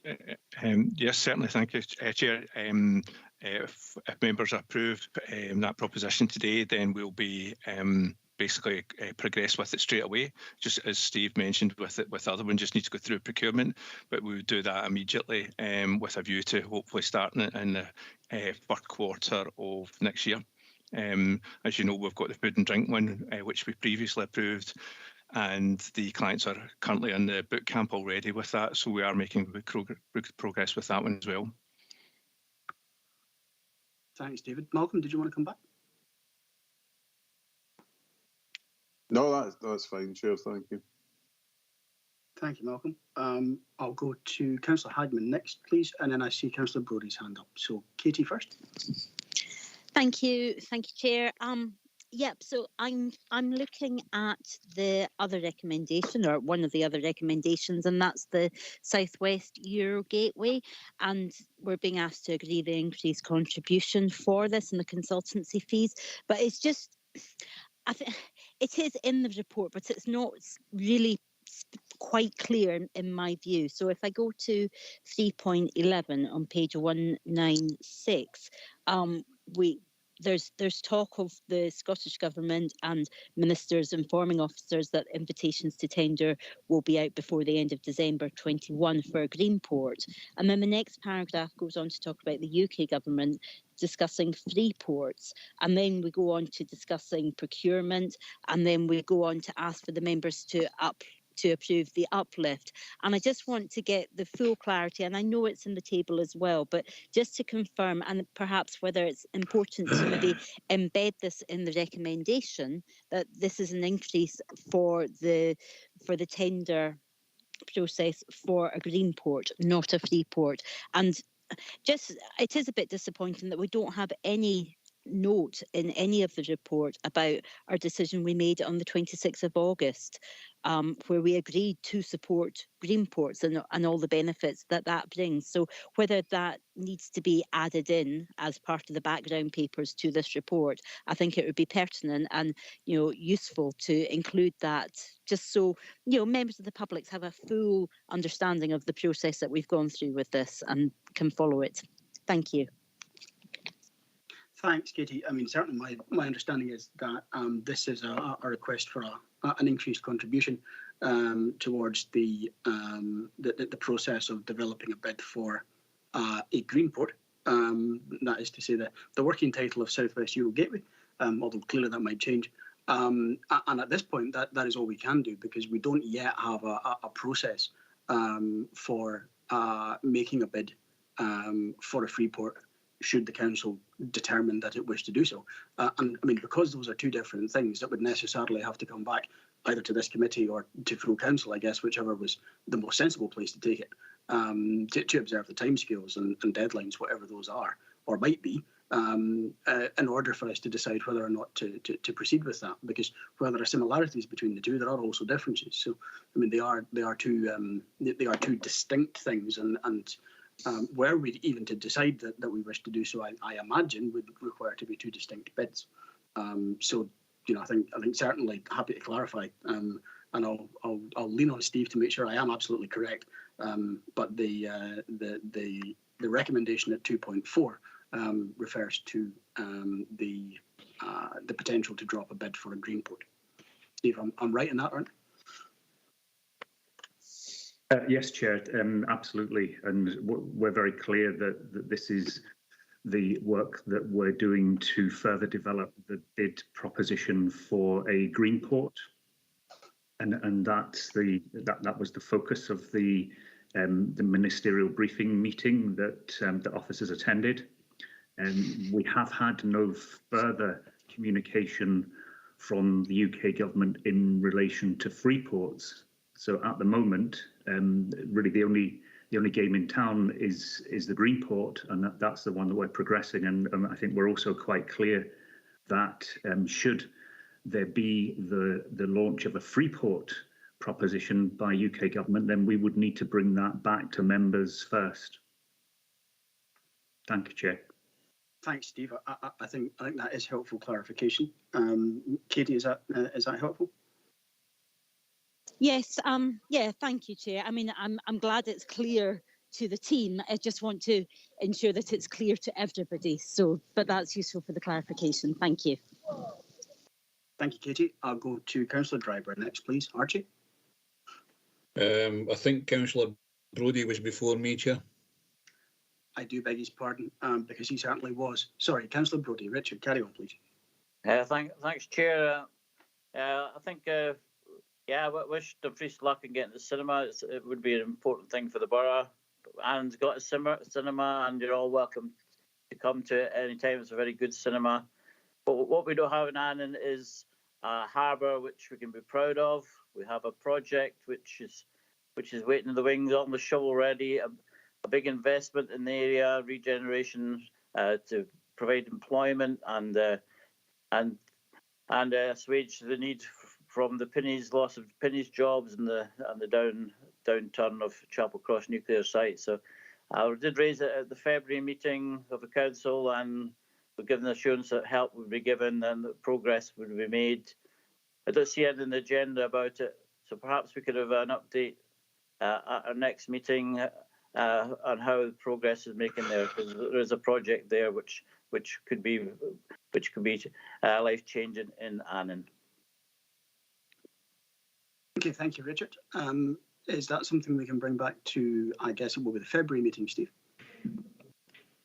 Yes, yeah, we can address that in a further report in February as part of the Economic Development Update report. Okay, I think that would be good. Richard, is that helpful?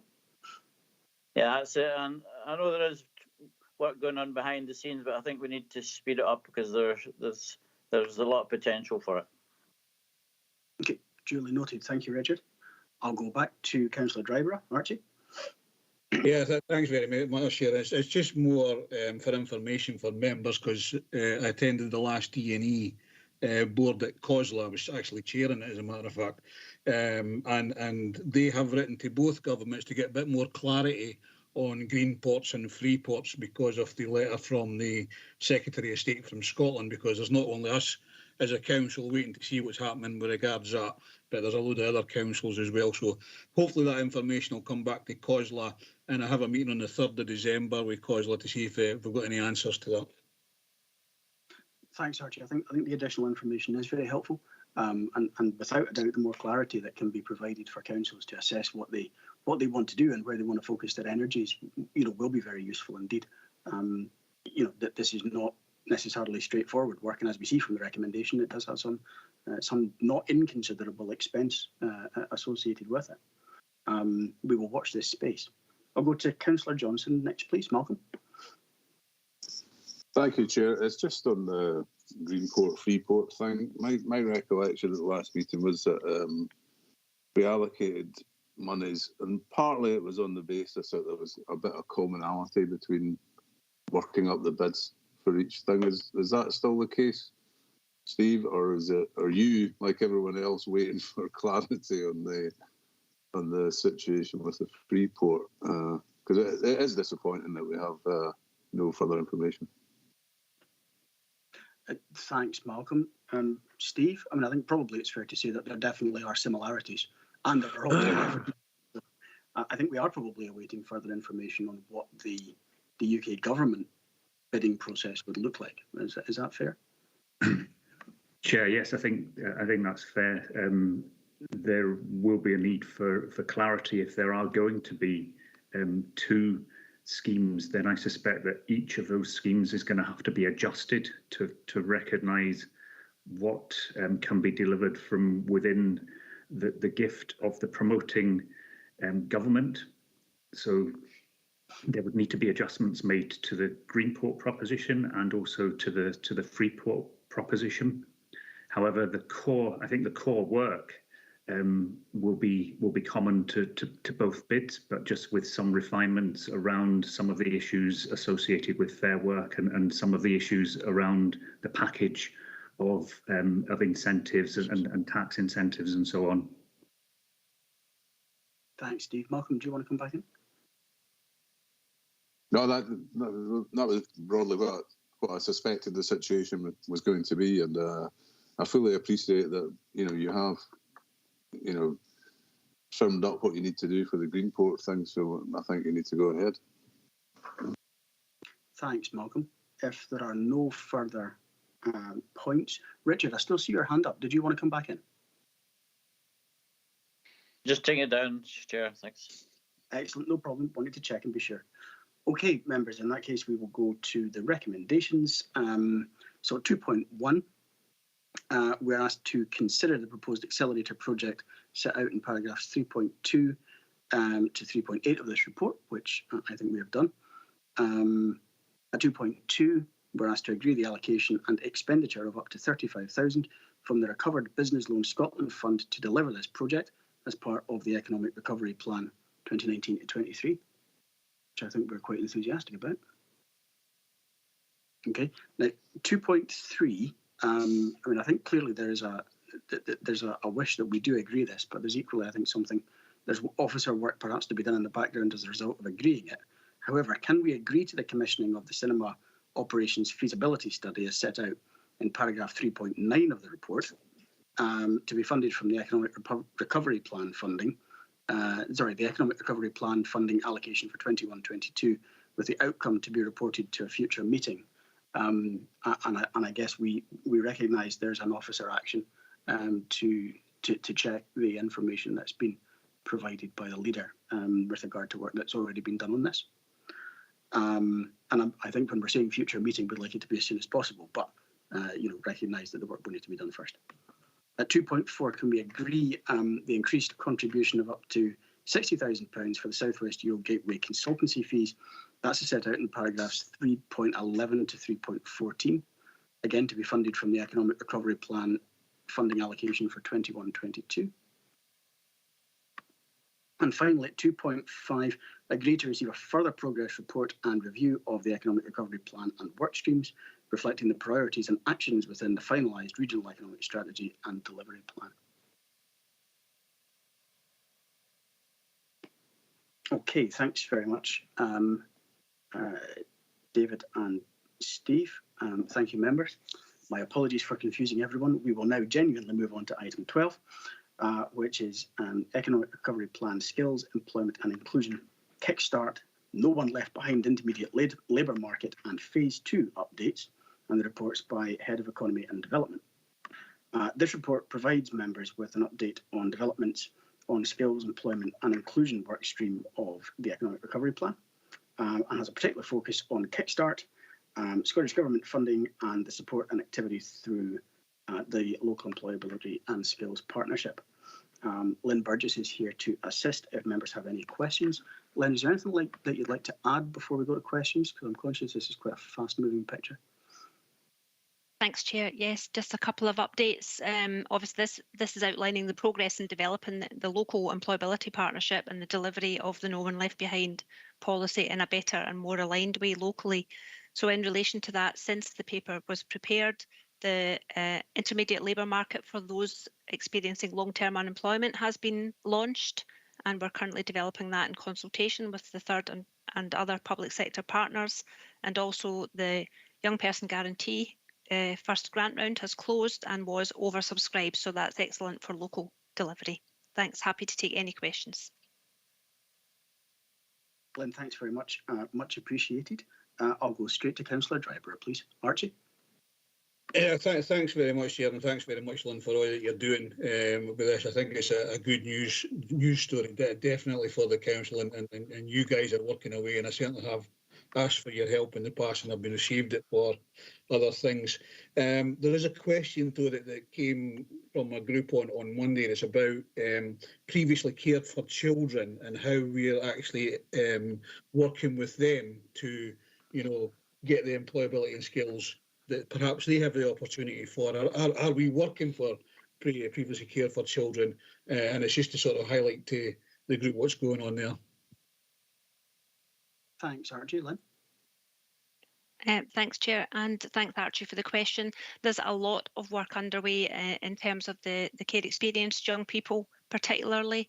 We have funded a Young Persons Guarantee graduate to look specifically at the data and support what is a partnership project with ourselves, Education and Social Work, looking at developing a virtual care experienced academy to ensure that we don't miss any of those young people.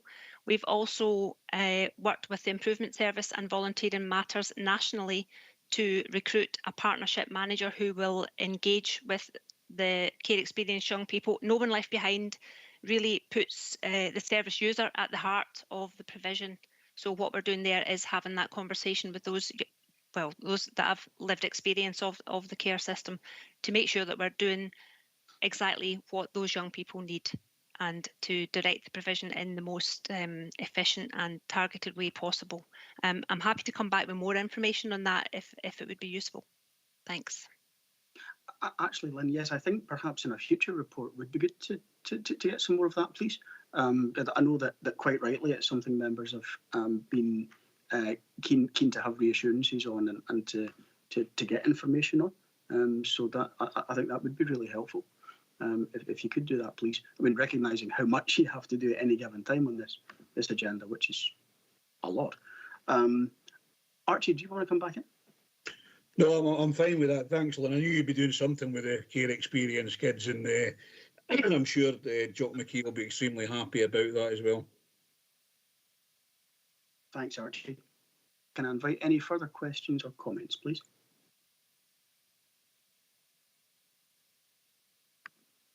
I think we are going straight to the recommendations in that case.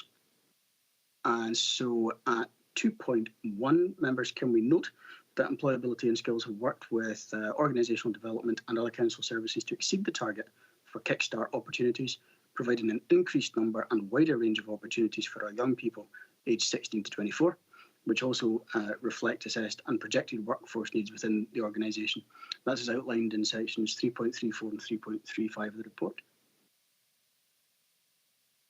2.2, can we note the additional No One Left Behind funding for local intermediate labour market opportunities for those aged 25 plus, and the requirement for a delivery proposition from our local employability partnership as described at section 3.6.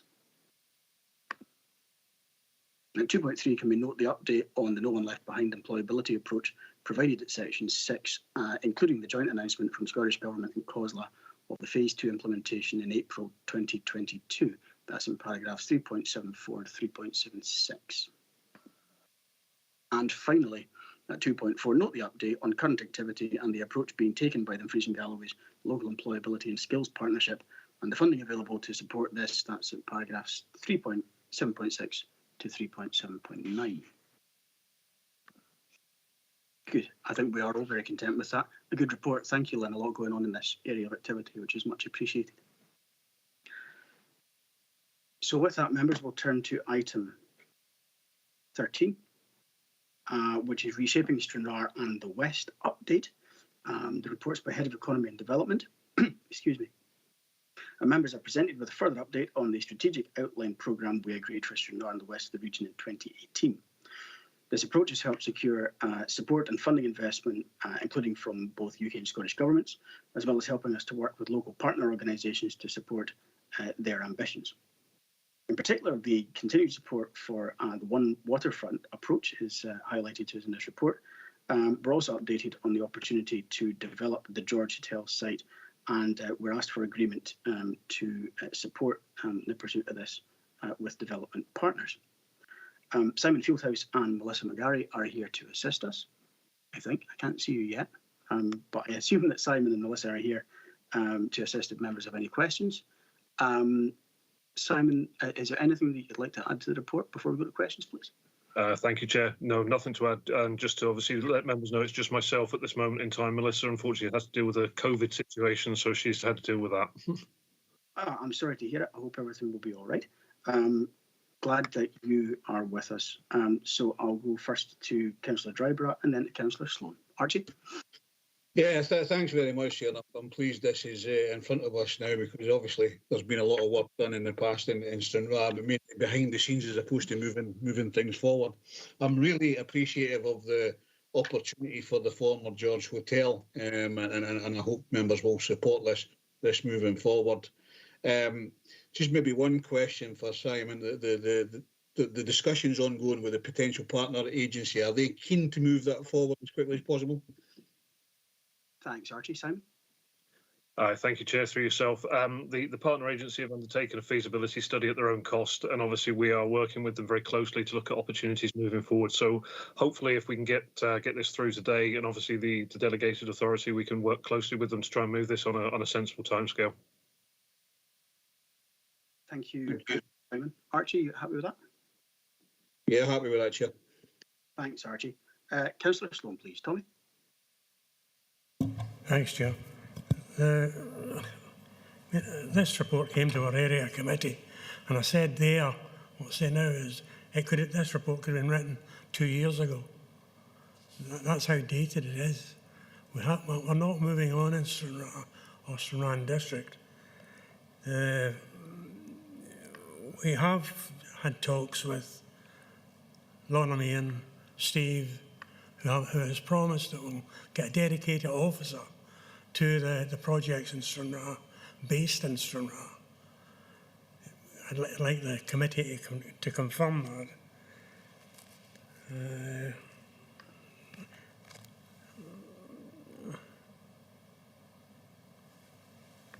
And if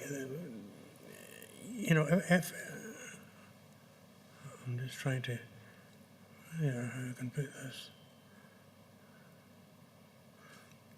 We also, I'm sure, if Steve's still there, I'd hope he'd ratify that there was to be a local members update on a monthly basis. I'd like that to go within the minute of the meeting, so we know it will definitely happen. But Lorna agreed it and Steve agreed it, so I'm hoping the committee will ratify it. That's all, Chair.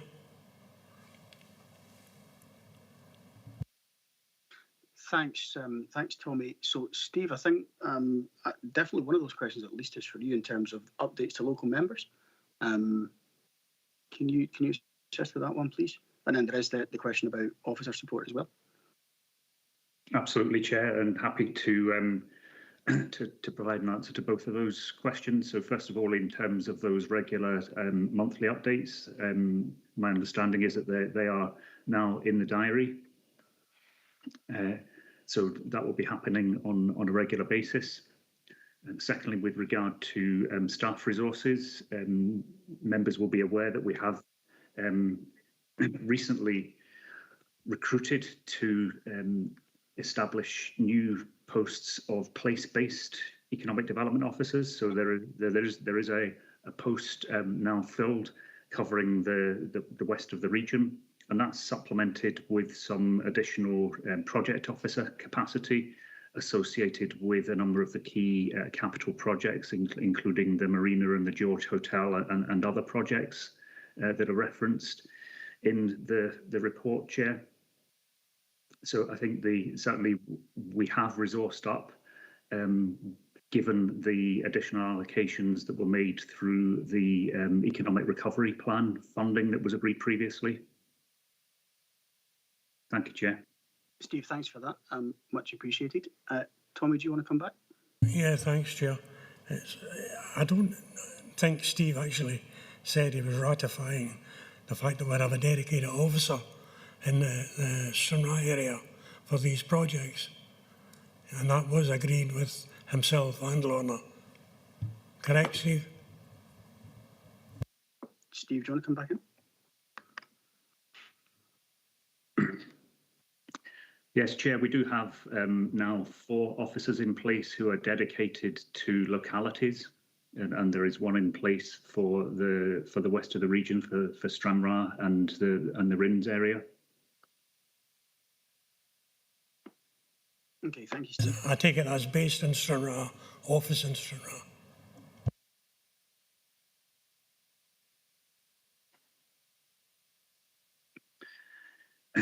Chair, currently, as you're aware, given the ongoing COVID restrictions and advice from Scottish Government, the staff are primarily, office-based staff are primarily working from home, and we'll review those arrangements going forward as and when we get to return to some form of hybrid working. But certainly there is a commitment on our part that officers that are engaged in and working on projects in Stranraer will have a presence in Stranraer from time to time as part of their carrying out of their role. Chair, I could just say, okay. I'm still not getting the commitment that he gave us another meeting.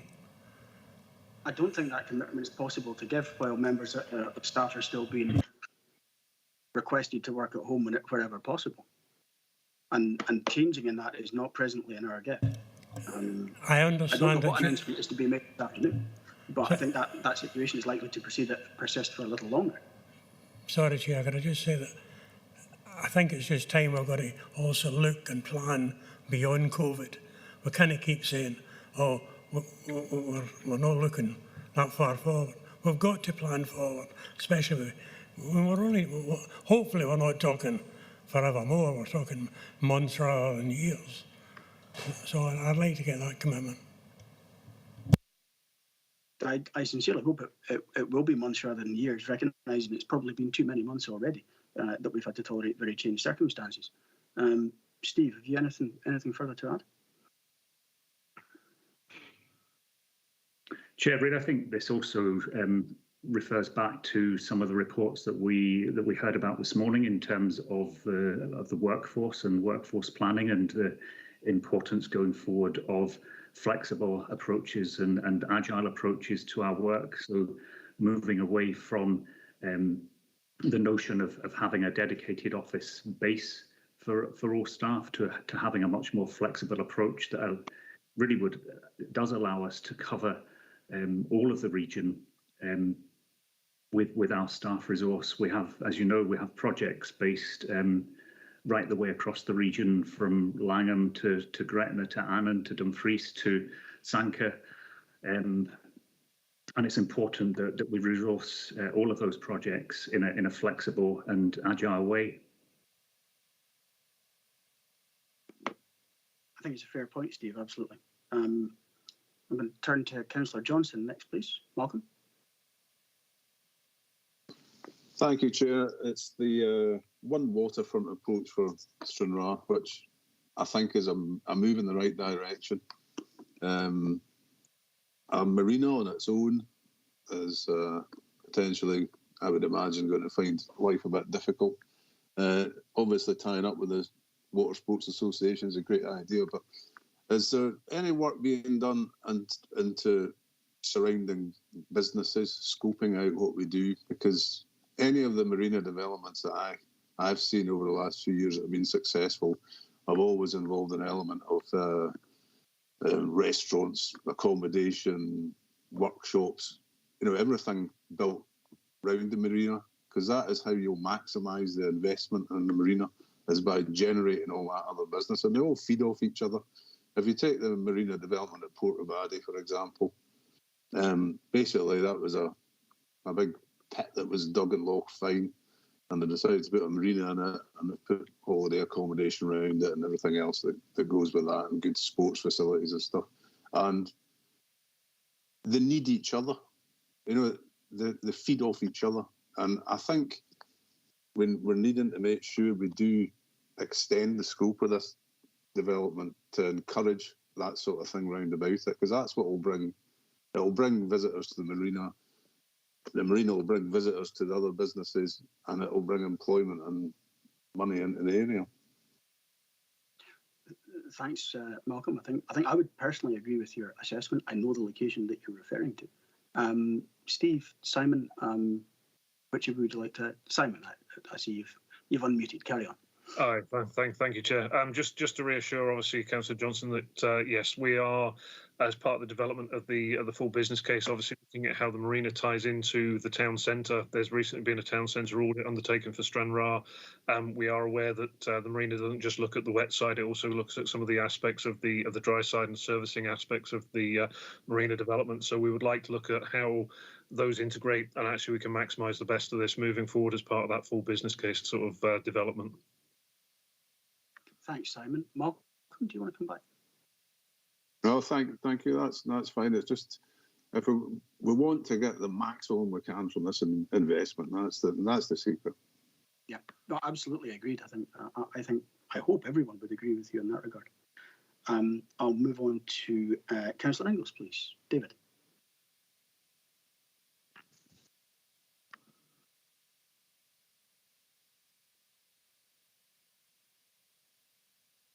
Yeah, can you hear me okay? Yes, perfectly. Yeah, having issues with my computer here. Yeah, yeah, I have to say I'm a wee bit disappointed. And I know there's a great push to get something done at the George Hotel in Stranraer, but I think this is a very short-sighted proposal. You know, it's going to do nothing for the town centre of Stranraer other than make the building look a bit tidier than it does. It's not going to support the businesses in the town centre. I think I did table some ideas early doors about what could be done, looking at models such as Kirkcudbright.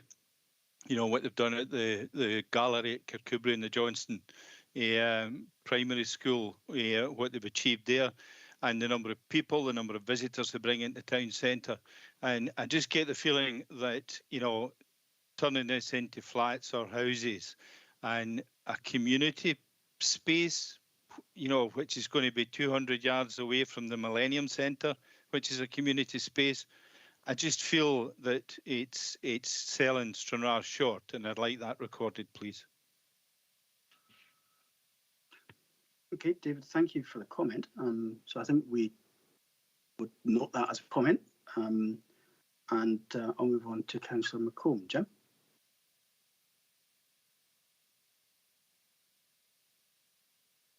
Thanks, Chair. On page 221, there is reference to the PLACE programme. Now, it is some months since we agreed the PLACE programme. Is there any indication of an update on progress with that? Thanks, Jim. Simon, is that best placed with you? Or is that one for you, Steve? I think it is. Probably, Chair, if that's okay, one that I'll respond to, because certainly there has been further work done in terms of developing the proposition for the police plans for the 5 areas that was agreed at full council. The final version of the business case is still to be signed off through the Borderlands governance structure. But in the meantime, we have initiated some contact within each of the areas to start to develop a better understanding of which organisations are active and wishing to participate in the development of a place plan. And it's likely that work would commence at some point during the next calendar year, during 2021.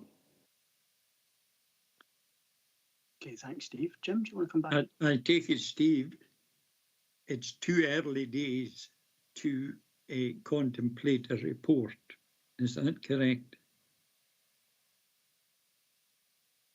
Thanks, Jim. Steve? We will bring a report forward, Councillor McComb, once we have kind of all of the ducks in a row in terms of the final sign off for the funding, but also the getting agreement in terms of the actual approach to the development of the place plans. There is a methodology or a guidance that has been developed through the Borderlands team, and we will be looking to adapt that to suit our own particular circumstances and bring that forward to members. It ties in very well with the conversation earlier on this morning about the development of local place plans through the new planning legislation that Shona was describing, and the intention that we have to try to ensure that there's no duplication there, that there is the development of a single plan for each place that is capable of satisfying both Borderlands and also meeting the requirements of that new planning legislation. Thanks, Chair. This is something we can look forward to in the new year. Yeah. Before I finish, Chair, I'm surprised there was no mention of the conversion of the former bank building in Wigtown to accommodation, because we did give substantial money to that project, and I understand it is virtually completed.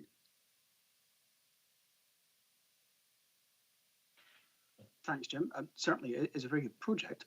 I think it would be reported to us under another heading, Steve, from memory. Pretty sure that it is. Yes, it has been supported through other means, and I think is reflected in one of our other reporting mechanisms through the Economic Development Capital Programme. But I think this was a project that received a lot of support through SOSEP, which was the precursor to South of Scotland Enterprise. So right.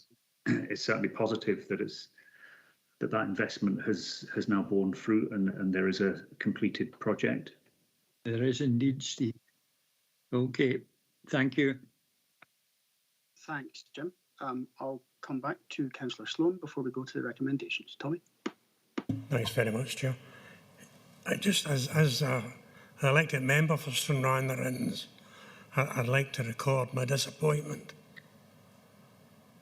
There doesn't seem to be the way forward, and everything once again seems to get blamed on COVID. You know, the reason why we can't look beyond a few months is because of COVID. Surely we have that capability within our council. Thanks, Chair. Thanks, Tommy. I will have my own views on that. I do think the report is looking ahead. But I absolutely respect our absolute entitlement to say what we think and to disagree. And I will, in fairness, defend every member's right to do that. I will turn to the recommendations. So at 2.1, we're asked to consider the update on the 2018 Strategic Outline Programme for Reshaping Stranraer and the West of the Region. That's included as the appendix to this report. 2.2, we are asked to note the UK and Scottish Government's commitment to investment in aspects of the programme that's secured through the Borderlands Inclusive Growth Deal and other funding streams. That's also reflected in the appendix. At 2.3, we're asked to agree that the Council should adopt the concept of a one waterfront approach to the future development of Stranraer seafront as outlined in the appendix, and continue to work closely with community, strategic partners and local businesses to focused on opportunities to realise local community ambitions, supporting the capacity to achieve this. So I take it we can agree that. 2.4, we're asked to note the outline opportunity for the redevelopment of the former George Hotel, working with a strategic development partner. That's set out in section 3.2. At 2.5, we're asked to delegate to the Head of Economy and Development to work with the potential strategic developers to support them to address site constraints with a view to securing development of the site, which positively contributes to the local community and town heritage. Content to delegate that. At 2.6, agree to receive a further update at the next meeting of this committee on progress on development at the site, and that is to say the Georgiatown site. Are we content to agree that? Chair, could I just ask, on 2.6, could you include that it's to be a monthly meeting with the local members? I'm happy at 2.6 to note that commitment has been given and that the those meetings should already be arranged. Hey, they are, Chair. I just wanted to record it. Yeah, I'm content to do that. I think that's fine. And I don't think anyone has any concerns about that. Okay, so with that slight addition to 2.6, I take it we are agreed. Okay, thank you, colleagues. Claire, can I just check that we're still quorate? There are a number of members who are in the process of leaving or have left. If you could just do a quick head count of who is here, please, as we move on to the next item.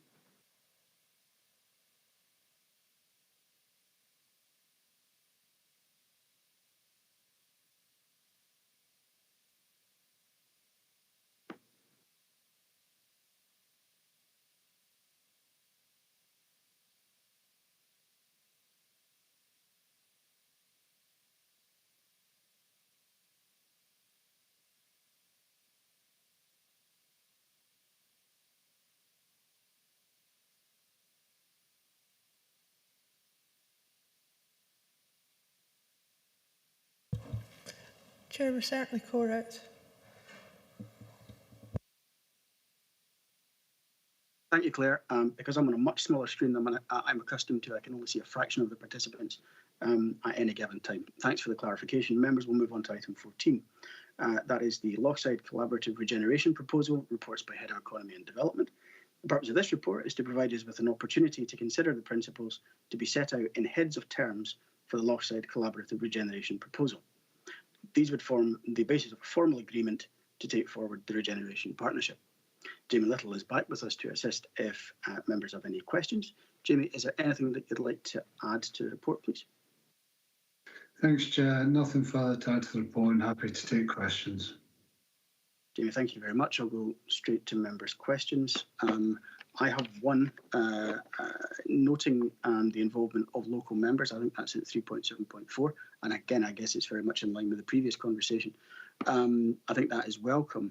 However, a question was raised as to whether it might be more appropriate for the meeting between members representing Northwestern Frees Council officers and the Wheatley Group to take place prior to signing of heads of terms rather than afterwards.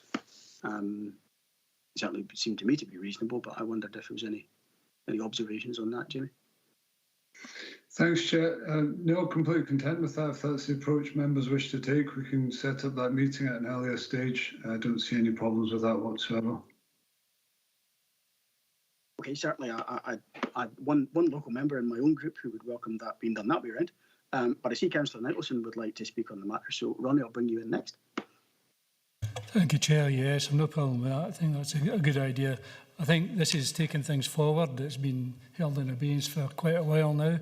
I think the Wheatley Group is more dynamic than the original DGHP, and I think that the people of Lochside deserve this chance at regeneration. I think, yes, I fully support this, and I fully support the inclusion of members. I have had meetings with the members of the Wheatley Group before, and they're keeping their promises to move forward on this. So that's quite encouraging for local members, I think. Ronnie, thanks for that. I mean, I concur with you. I think it's a substantial and welcome opportunity, and one that is much needed without a shadow of a doubt. So I think fully in agreement on that. I will check in case there are any further comments, request to speak, before we turn to the recommendations. So members, at 2.1, can we agree the principles to be set out in the heads of terms which form the basis of a future formal agreement to take forward the Lochside Collaborative Regeneration Proposal? And those are detailed in section 3.6.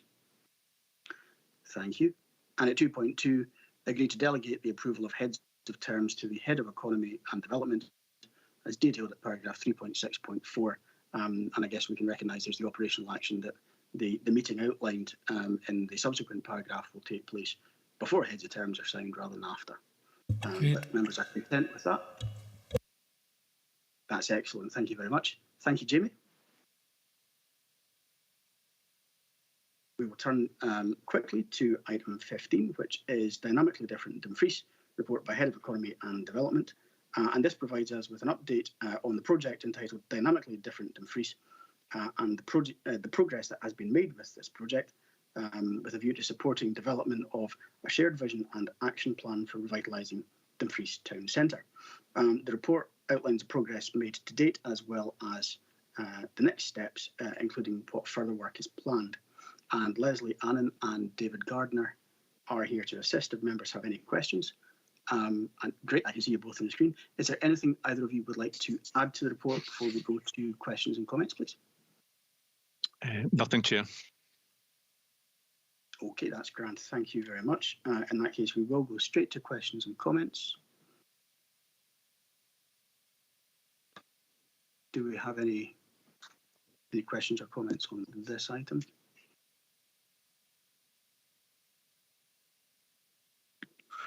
And I see, yes, they're just coming through now. There seems to have been a delay in the machinery. So, if Councillor Dryborough, then Councillor Hislop, then Councillor Johnson. Archie? Yeah, thanks very much, Chair, and thanks, Leslie, for bringing this report forward. I was at the progress report, that the seminar that was held for elected members for Dynamically Different Dumfries moving forward. I think this is a good report. I think it sort of sets out a good way of going forward for the differences that the Dumfries will be in the future. I think it's the right time to look at the development of the draft action plan moving forward. So, Chair, I'd be happy to move the recommendations as is, but obviously other members will have things to say. Thank you, Archie. I certainly concur with you. Councillor Hislop, Ivor, you're next. Thank you, Chair. I think there's a wee bit of the curate's egg here, good in parts. I think there's good ideas. High Street, I think, is something that we need to really concentrate on. The river corridor and White Sands, I think that's getting away from the town centre. I must admit, everybody seems to say that the river is an asset to the town. I always think it's a liability, the amount of times it floods. And we've been told by the Scottish Government we can't actually take forward the studies just now because of the funding for there. It's, tarmac. If you like tarmac, well, that's wonderful, the White Sands. I think below the White Sands, it's attractive when you get into the Dock Park area, and above in the Green Sands, you've got an attractive area there. Friars Fen on Bank Street, I think that's a good idea. Getting a link down to the sand if that's where people want to go. The independent shopping streets, that's a good idea. Shakespeare Street, I think that's a very sort of small area that could expand in that somehow. I don't think it's just Shakespeare Street. I think there's other areas that we could do. And as for the train station, I don't think it's to make it better or looking better, because I think it's quite an attractive station. I think the problem we have with the train station is how long it takes to get to Dumfries from anywhere, and whether we could get better services into Dumfries would be the thing that we really need to enhance there, rather than the actual station, because I think in the past we've won quite a few awards for having an attractive station. So I don't think that's an issue. I think we need to move quickly, because I was sitting at the curling competition recently in Dumfries Ice Bowl, and there was people from all over Scotland. And maybe I look at the town from sort of rose-tinted spectacles.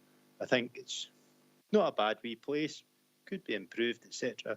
And when you hear comments from people out with saying, what a dull, grubby place Dumfries is, and other ones saying, I was going to bring the boys down here to have a team building exercise, but there's nothing to do. We couldn't do anything. It sort of disheartened me, shall we say. So I think this work needs to be done.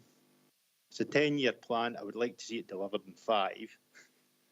maybe I'm a bit sort of presumptuous with that, but I think something needs to be done. It needs to be done quickly, because I don't know if we've got 10 years to actually get us in front. I think we need to be at 5 years to be where we want to be.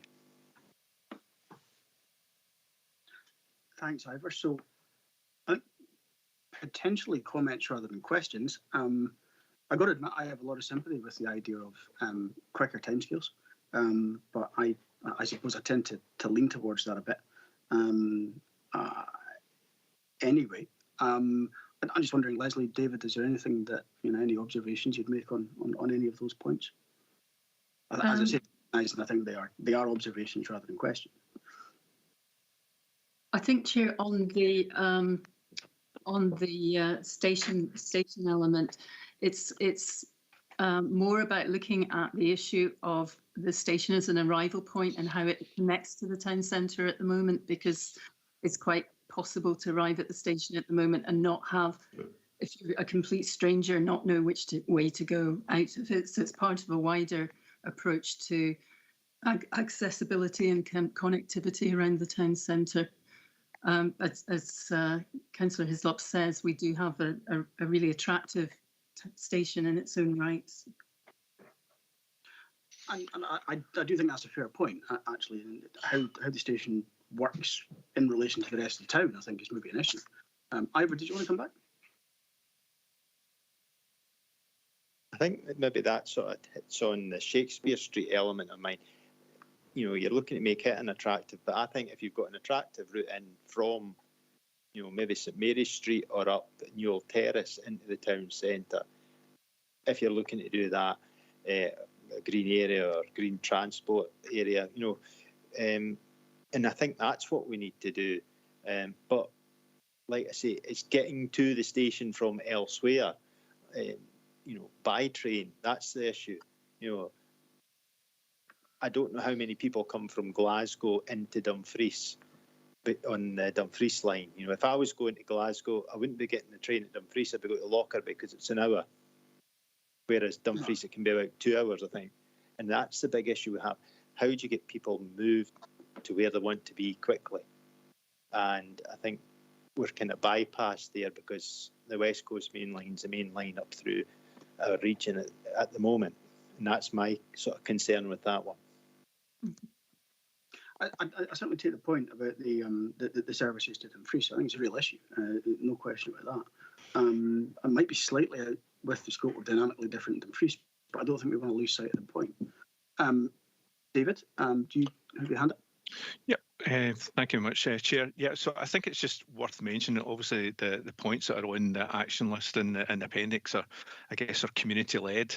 So these are what's coming back through the consultation. So we might not all agree with them, but actually that's what the local community are telling us. So I think that's worthy of bearing in mind. And I think you'll see that everybody wants a kind of more vibrant town centre and more of a nighttime economy and more local shops that are, I guess, like maybe locally owned or independently owned. And on that point, I guess, from the High Street Challenge Fund that we've had a good number of inquiries from applications relating to Dumfries High Street as well. And also the High Street does go down to, I guess, it covers down to the riverside as well, because the shops and businesses down there also want to be included in it as well. So it's difficult to not include them as part of the whole proposition of how we move this forward. And like you, in terms of timescales, 10 years is a huge amount of time. Hopefully, once we get the action list and we can prioritise it,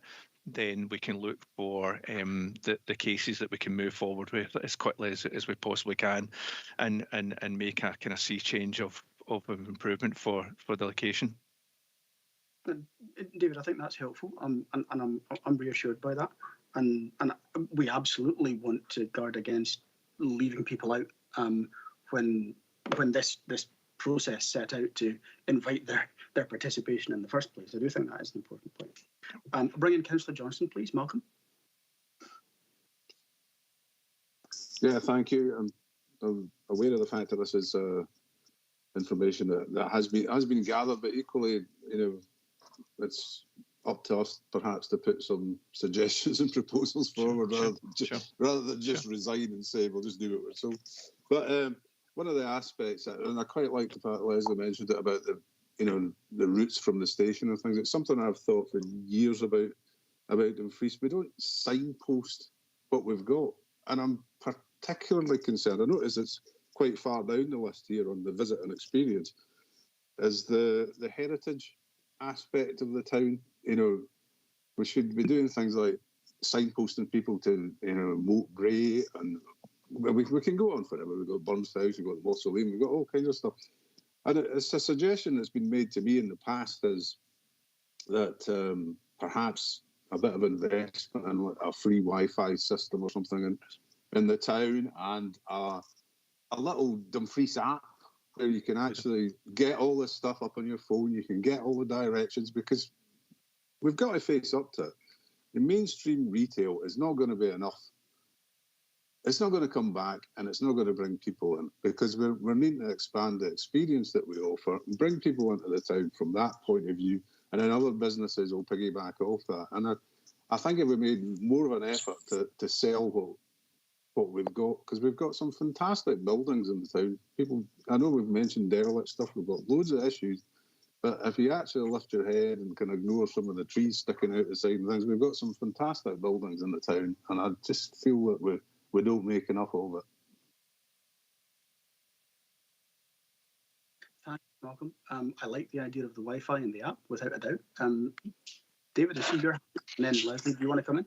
Yeah, thank you, Chair. I think in terms of the app, SSDA, so South of Scotland Destination Alliance, have already developed an app. So what we don't want to do is replicate that, and that's precisely doing that, whereby there's a whole raft of interesting points or destinations that you can go and visit, and you can do that all connected through Bluetooth as well. So there's a lot of technology use, and it's something we're really keen to develop, is actually how we measure people flow and where people are going to visit, and using technology to do that. So that's something we're definitely working on. Thanks, David. Leslie, do you want to comment? Yes, on the, I think one of the things that's come through very strongly is the heritage and cultural side, and we have a really unique offering in Dumfries in terms of that. We also have a really good a series of events that happens in the town centre throughout the year. And I think one of the things that's come through very clearly from people is they want to know when those events are happening, and some joining up around that. And then we met with the independent retailers last Wednesday, and they're very much looking to work together as well, so that we can move to having a really positive experience of the town, but actually retailers supporting events organisers, supporting the cultural side of it as well, so that there's we get that really strong pride back in what we've got to offer. So a lot of what we'll be doing in the months to follow is actually starting to bring people together more to develop the action plan around those things, but not just one person, not just one set of people doing it, but trying to bring people together to work together. Because there's a lot of good experience of that happening elsewhere. Okay.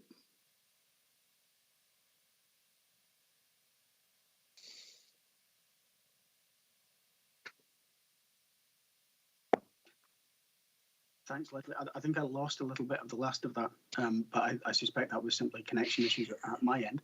Okay, Malcolm, do you want to come back? Yeah, it's just a comment on, David mentioned about there already is some form of app that I'm talking about. Well, here's the point. I didn't know about it. Did anybody else know about it? I absolutely totally get that, Councillor Johnson, and you're right. It's about how do we get that marketing out there much more effectively than currently, and they're not just ours. So again, as part of the whole south of Scotland, it's how we work as collectively. So it's through the SSDA, but we need to work with them to actually help them promote it and get it out to businesses and communities. But totally accept that. Yeah, no, I think a very valid point, Malcolm. Absolutely. I will turn to Councillor Nicholson next. Ronnie. Yeah, thanks. And Malcolm, no, I didn't know about the Wi-Fi either. So I think that is part of the problem, and it's fine getting out to businesses and that. But if you get out to representatives within the area as well, you know, the information, I think that would help enormously. I agree, and again, I agree entirely about the station and the signpost and that. I have been asked a number of times, you know, which way is the town, etc., which way is this place or that place. So I think that would help as well. And even down the sands, you know, there are transport links there that people arrive in, and they find it difficult sometimes to find their way around or what's on offer. So I gave what I do agree with now is that Ivor mentioned about the sands and said it's quite a drab place. I think it's a drab place because businesses are trying their best to survive in that environment at the moment. I think a regeneration sand scheme might have helped that. And where you've got businesses trying to start up, there has been businesses trying to start up in the area, and they hadn't even, you know, opened yet, but then they got flooded out, and then they start from scratch again. So I think the confidence in the area and the council is trying to regenerate that area to make it a whole place that links into the sands is a fantastic idea, and I think that should have been taken forward at a faster pace than what it was. Thanks, Ronnie. So I think comments rather than questions, but if there's anything that either Leslie or David would like to respond to, very happy for them to do so. Okay, I'll turn to John Martin then next, please. John. Thanks, Chair. As I say, while I quite agree with some of the stuff Ivor said, I think he said the river is a liability. I could imagine I'm going to Perth, the likes of Perth, Berwick, York, Chester, and telling them the river's a liability where it's an asset to the town. I think that's a bit over the top, like, to say it's a liability. Plus, going on with that, like, as I said, Dumfries is not alone when it comes to say, oh, people are saying it's a drab place. Like, I was up in the air about two weeks ago, and if he thinks Dumfries is bad, he wants to go a trip up the Ayr recently. As I say, you've got a shopping centre, much the same as the Lorburn, absolutely shut down. It's closed. You've got one of the main things there, the Ayr Centre. There are massive Debenhams in it, another Top Shop, different ones for that group. It's completely empty. And for saying it's drab as that, like, as I say, the NIF, I would reckon it started there. You redevelop the White Sands, and then hopefully you move up towards the town centre, up Back Street, up the Vennel. If people are coming into the area of the sands, it's not a car park. As I say, it was absolutely better fun. Just to take that wee bit out, saying it's fine at one end, and the dock park's fine, but the bit in the middle's rubbish, like, that's just absolute, to me, it's just nonsense, like. And the sooner we get moving with this 10-year plan, like, the sooner we get moving on to a 5-year plan, would be 5 year, well, we're not going to get sooner, but anything less than 10 year would be absolutely super. Thanks, John. So I think as I'm looking to turn to the recommendations, that's something we want to be thinking about for the report in February, because undoubtedly, you know, what I think we are all agreed on, irrespective of different perspectives, is the importance of making positive change and delivering on that. I think everyone expects us to be helping with that, and quite rightly too. But members, I will move to the recommendations. So at 2.1, we're asked to note the progress made on dynamically different Dumfries. That's progress to date as detailed in the report. We can tend to note that. At 2.2, we're asked to consider and agree the vision drivers at the appendix as the basis for the further development of the draft action plan as set out in section 3.5. I think we've considered them, and I will take it we are agreed. And at 2.3, agree to receive a further report on the final draft of dynamically different Dumfries at the next meeting of this committee in February 2022. I think we're absolutely content to agree that. So, Leslie, David, thank you very much. Thank you. Thank you. And we will move smoothly and seamlessly. That's an instruction to my computer. On to item 16, which is Dumfries and Stranraer Conservation Area Regeneration Schemes, report by Head of Economy and Development. And this report seeks our agreement to accept a grant offer from Historic Environment Scotland for the Dumfries Town Centre Conservation Area including the terms of this scheme's outcome and aims, and the report also provides a further update on the Stranraer scheme.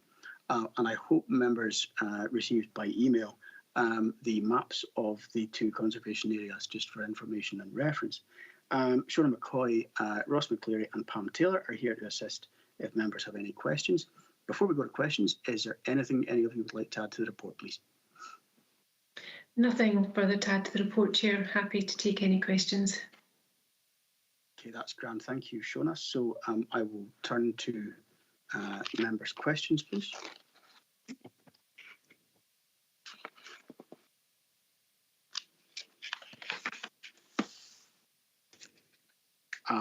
Councillor Dryburgh. Archie?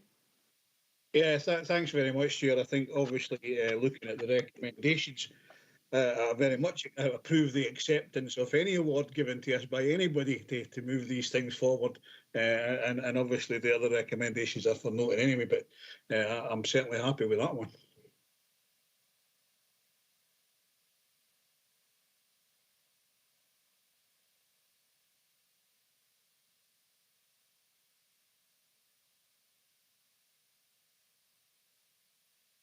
My turn for having difficulty with muting. All of the equipment is not behaving for me today, which is unfortunate. I think you're absolutely right, Archie. It's a substantial amount of money, which is, I hope going to be of great use in helping to revitalise some of these really important historic buildings. So if there are no further questions or comments, members, I will take it there are not. Can we at 2.1 approve the acceptance of the grant award from Historic Environment Scotland for the Dumfries Conservation Area Regeneration Scheme? That's set out in paragraphs 3.1 to 3.4. Agreed. At 2.2, can we note the details of the grant schemes and the training and engagement programme as set out in paragraphs 3.5 and 3.9? Agreed. And at 2.3, note progress on the delivery of the Stranraer Conservation Area Regeneration Scheme. That's as in paragraphs 310 to 312. Noted. Thanks very much, Pam, Shona, Ross. Thank you for waiting for us. Much appreciated. And we will move on to item 17, which is Economic Development Capital Programme 2021-2022 to 2023-24 update, and the reports by Head of Economy and Development. This report provides us with an update on the Economic Development Asset Class Programme to September 2021, as well as updates on on a range of specific projects, including RCGF submissions. And it also includes for our considerations and recommendations for funding to support a range of projects. Simon Fieldhouse is back with us, and I think, Leslie, are you assisting with this item as well? Thank you, that's great. Before we go to questions, is there anything that you'd like to add to the report? I think specifically there are a couple of recommendation changes for this one, if memory serves me correct. Thank you, Chair, through yourself. Yes, two minor amendments. So just for noting, 2.6, the figure as specified within the report should actually read £345,173, rather than the figure that is there at this moment in time. And just for members to note, recommendation 2.8, unfortunately, the Brooms Road project was not submitted to the Vacant and Derelict Land Fund, following obviously the applicant wishing to withdraw that. So obviously the recommendation for 2.8 will need to be amended slightly to obviously reflect that was not submitted in the end case.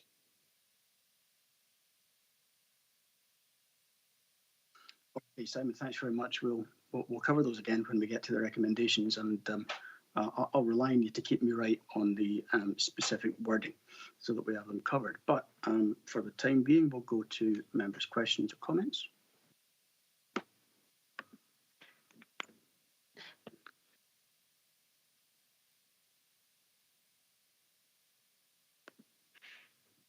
Okay, I don't think that we have any indications to speak.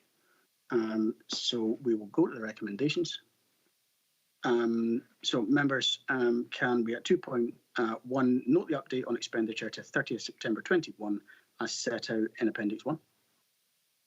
At 2.2, can we note programme progress and project updates as set out in the report and in Appendix 2? Agreed. At 2.3, can we note the updates on the 3 project proposals for Killaholm, Lockerbie and Thornhill that were submitted to the Scottish Government's Regeneration Capital Grant Fund 9th round in October 2021. That's as set out in the report and as in Appendix 3. 2.4, agree to allocate funding through a capital grant offer subject to conditions of up to £774,755 from the Economic Development Asset Class Capital Programme to the Lockerbie Old School Group to contribute to securing the £6.4 million required to deliver the Lockerbie Wellbeing Centre project. That's as in paragraphs 412 to 418 and Appendix 3. Agreed. Okay. 2.5, note the progress on assessing works required for the Dumfries Fountain project, as described in paragraphs 421 and 427.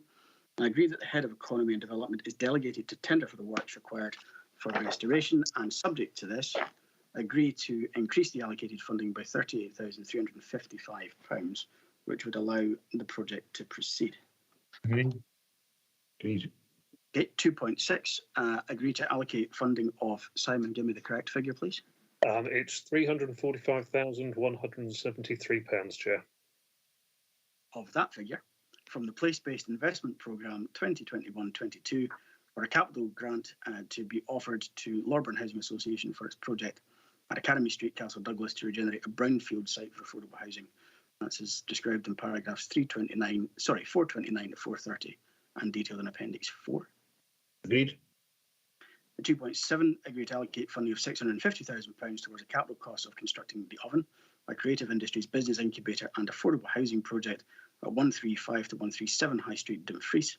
This £650,000 allocation will comprise £194,779 from the Place-Based Investment Programme for 21-22 and £455,221 from available Place-Based Investment Programme funding for 22-23. Okay. And at 2.8, Simon, the wording requires to be changed altogether, I think. It does, Chair. May I recommend, obviously, sort of putting forward that obviously we note the terms and obligations of the Scottish Government's Vacant and Derelict Land Investment Programme as set out in Appendix 5, and also that the Brims Road project, Dumfries set out in Appendix in paragraphs 4.36, was not submitted for consideration in the second round, as the funding request had been withdrawn by the Lowburn Housing Association, and that the project would be considered for a future round of the funding programme as we move forward. Okay, thanks for that, Simon. I think that sounds comprehensive. Are we content with that, members? Agreed. Thank you. 2.9, can we note the update on the Countryside and Biodiversity Programme as set out in paragraph 4.35 and detailed in Appendix 6. And at 2.10, agree delegated variations to individual programme funding allocations within the limits as set out in variations to the Economic Development Asset Class section of the Financial Code. That's as described in the report and also detailed in Appendix 7. Agreed. Okay, thank you, members. Simon, Leslie, thank you very much.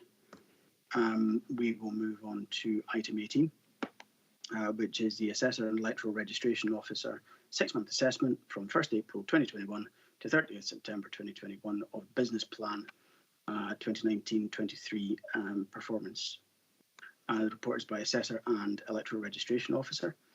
This report provides members with the Assessor and Electoral Registration Officer's assessment of progress on the delivery of the Service Business Plan for the first 6 months of 2021 to 2022 for a review. Jim Doig is here to assist if members have any questions. Jim, is there anything that you'd like to add to the report, please? Nothing to add, Chair, thank you. Agree the recommendations. Yeah, that's it. And I think we have a move to agree the recommendations. Members, are there any comments or questions? Or are we content to do that? Agreed. Okay, and that's including the proposed amendments to the current business plan measures as at Appendix 3. We're all content to agree. Agreed. Okay, thank you very much. Thank you, Jim. Thank you. Item 19 is the Head of People and Transformation 6-month assessment. This report provides members with the Head of People and Transformations assessment on progress on the delivery of the Service Business Plan for the first 6 months of 21-22 for our review. Mike is back with us to assist if members have any questions. Members, any questions or comments, please? Agree the recommendations. Okay, thank you. So we're content to review, scrutinise and agree in that order. Agreed. Thank you, members. Thank you, Mike. Item 20 is the Head of Service 6-month assessment of the Economy and Development Business Plan for 2019-2023. Similarly to the previous couple of reports, this provides us with the Head of Economy and Development's assessment on progress with the delivery of the Service Business Plan. Steve is back with us for any questions or comments, members. Agree the recommendations.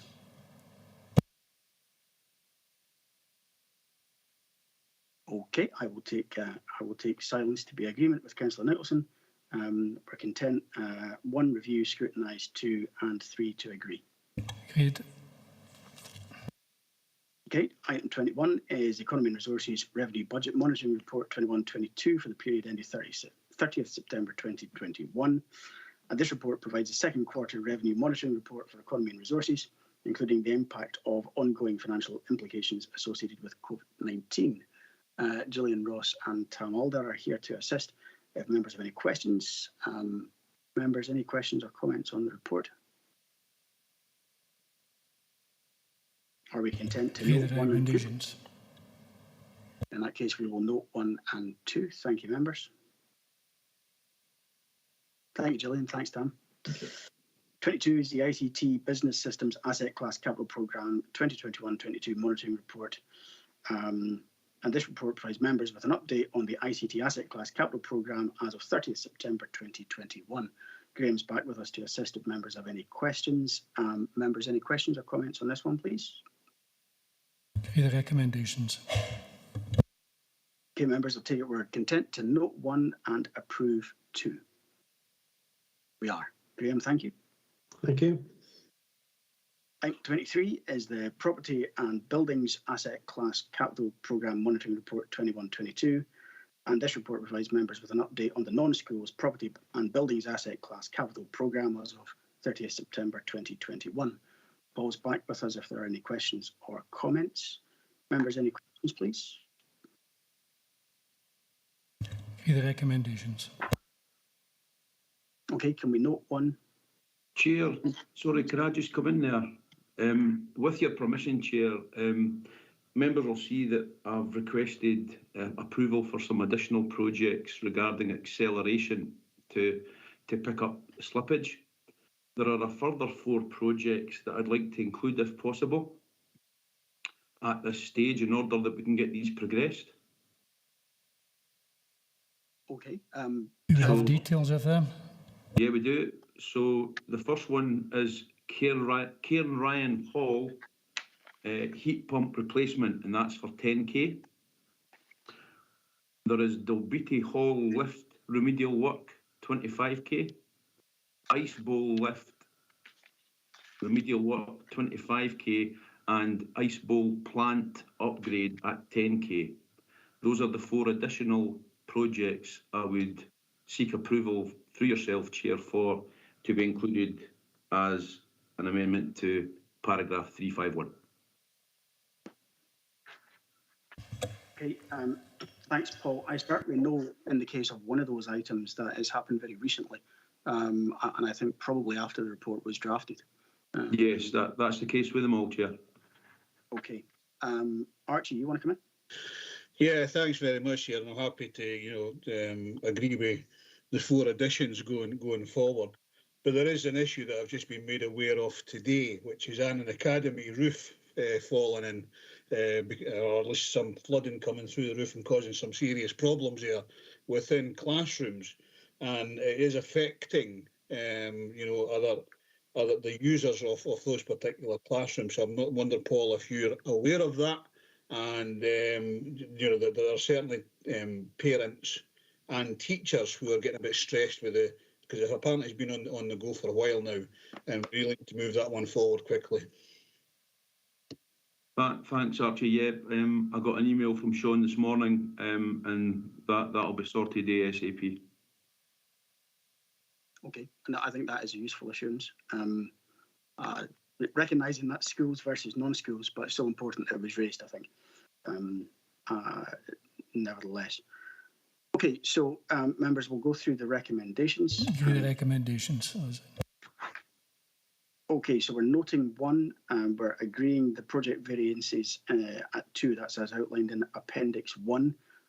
Paul, now remind me where the 4 additional ones will sit. Is that in recommendation 3?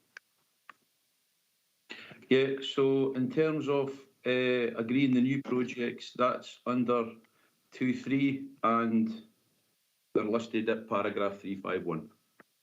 Okay, so we're asked to agree these new projects and the additional 4 which have just been recounted to us. Yes, please. Are we content to do that? Okay. 2.4 can we note? Noted. And also note 2.5. Noted. Thank you, members. Thank you, Paul. Item 24, I have not been notified of any urgent business. And item 25, members, do we agree to adopt a resolution to exclude the public from the meeting in terms of section 50A brackets 4 and paragraphs 12 and 13 of part 1 of schedule 7A of the Local Government Scotland Act 1973? Agreed. Okay, members will need to end this meeting and open the exempt item meeting that should be in your calendars. I'll see you there in just a moment. Thank you.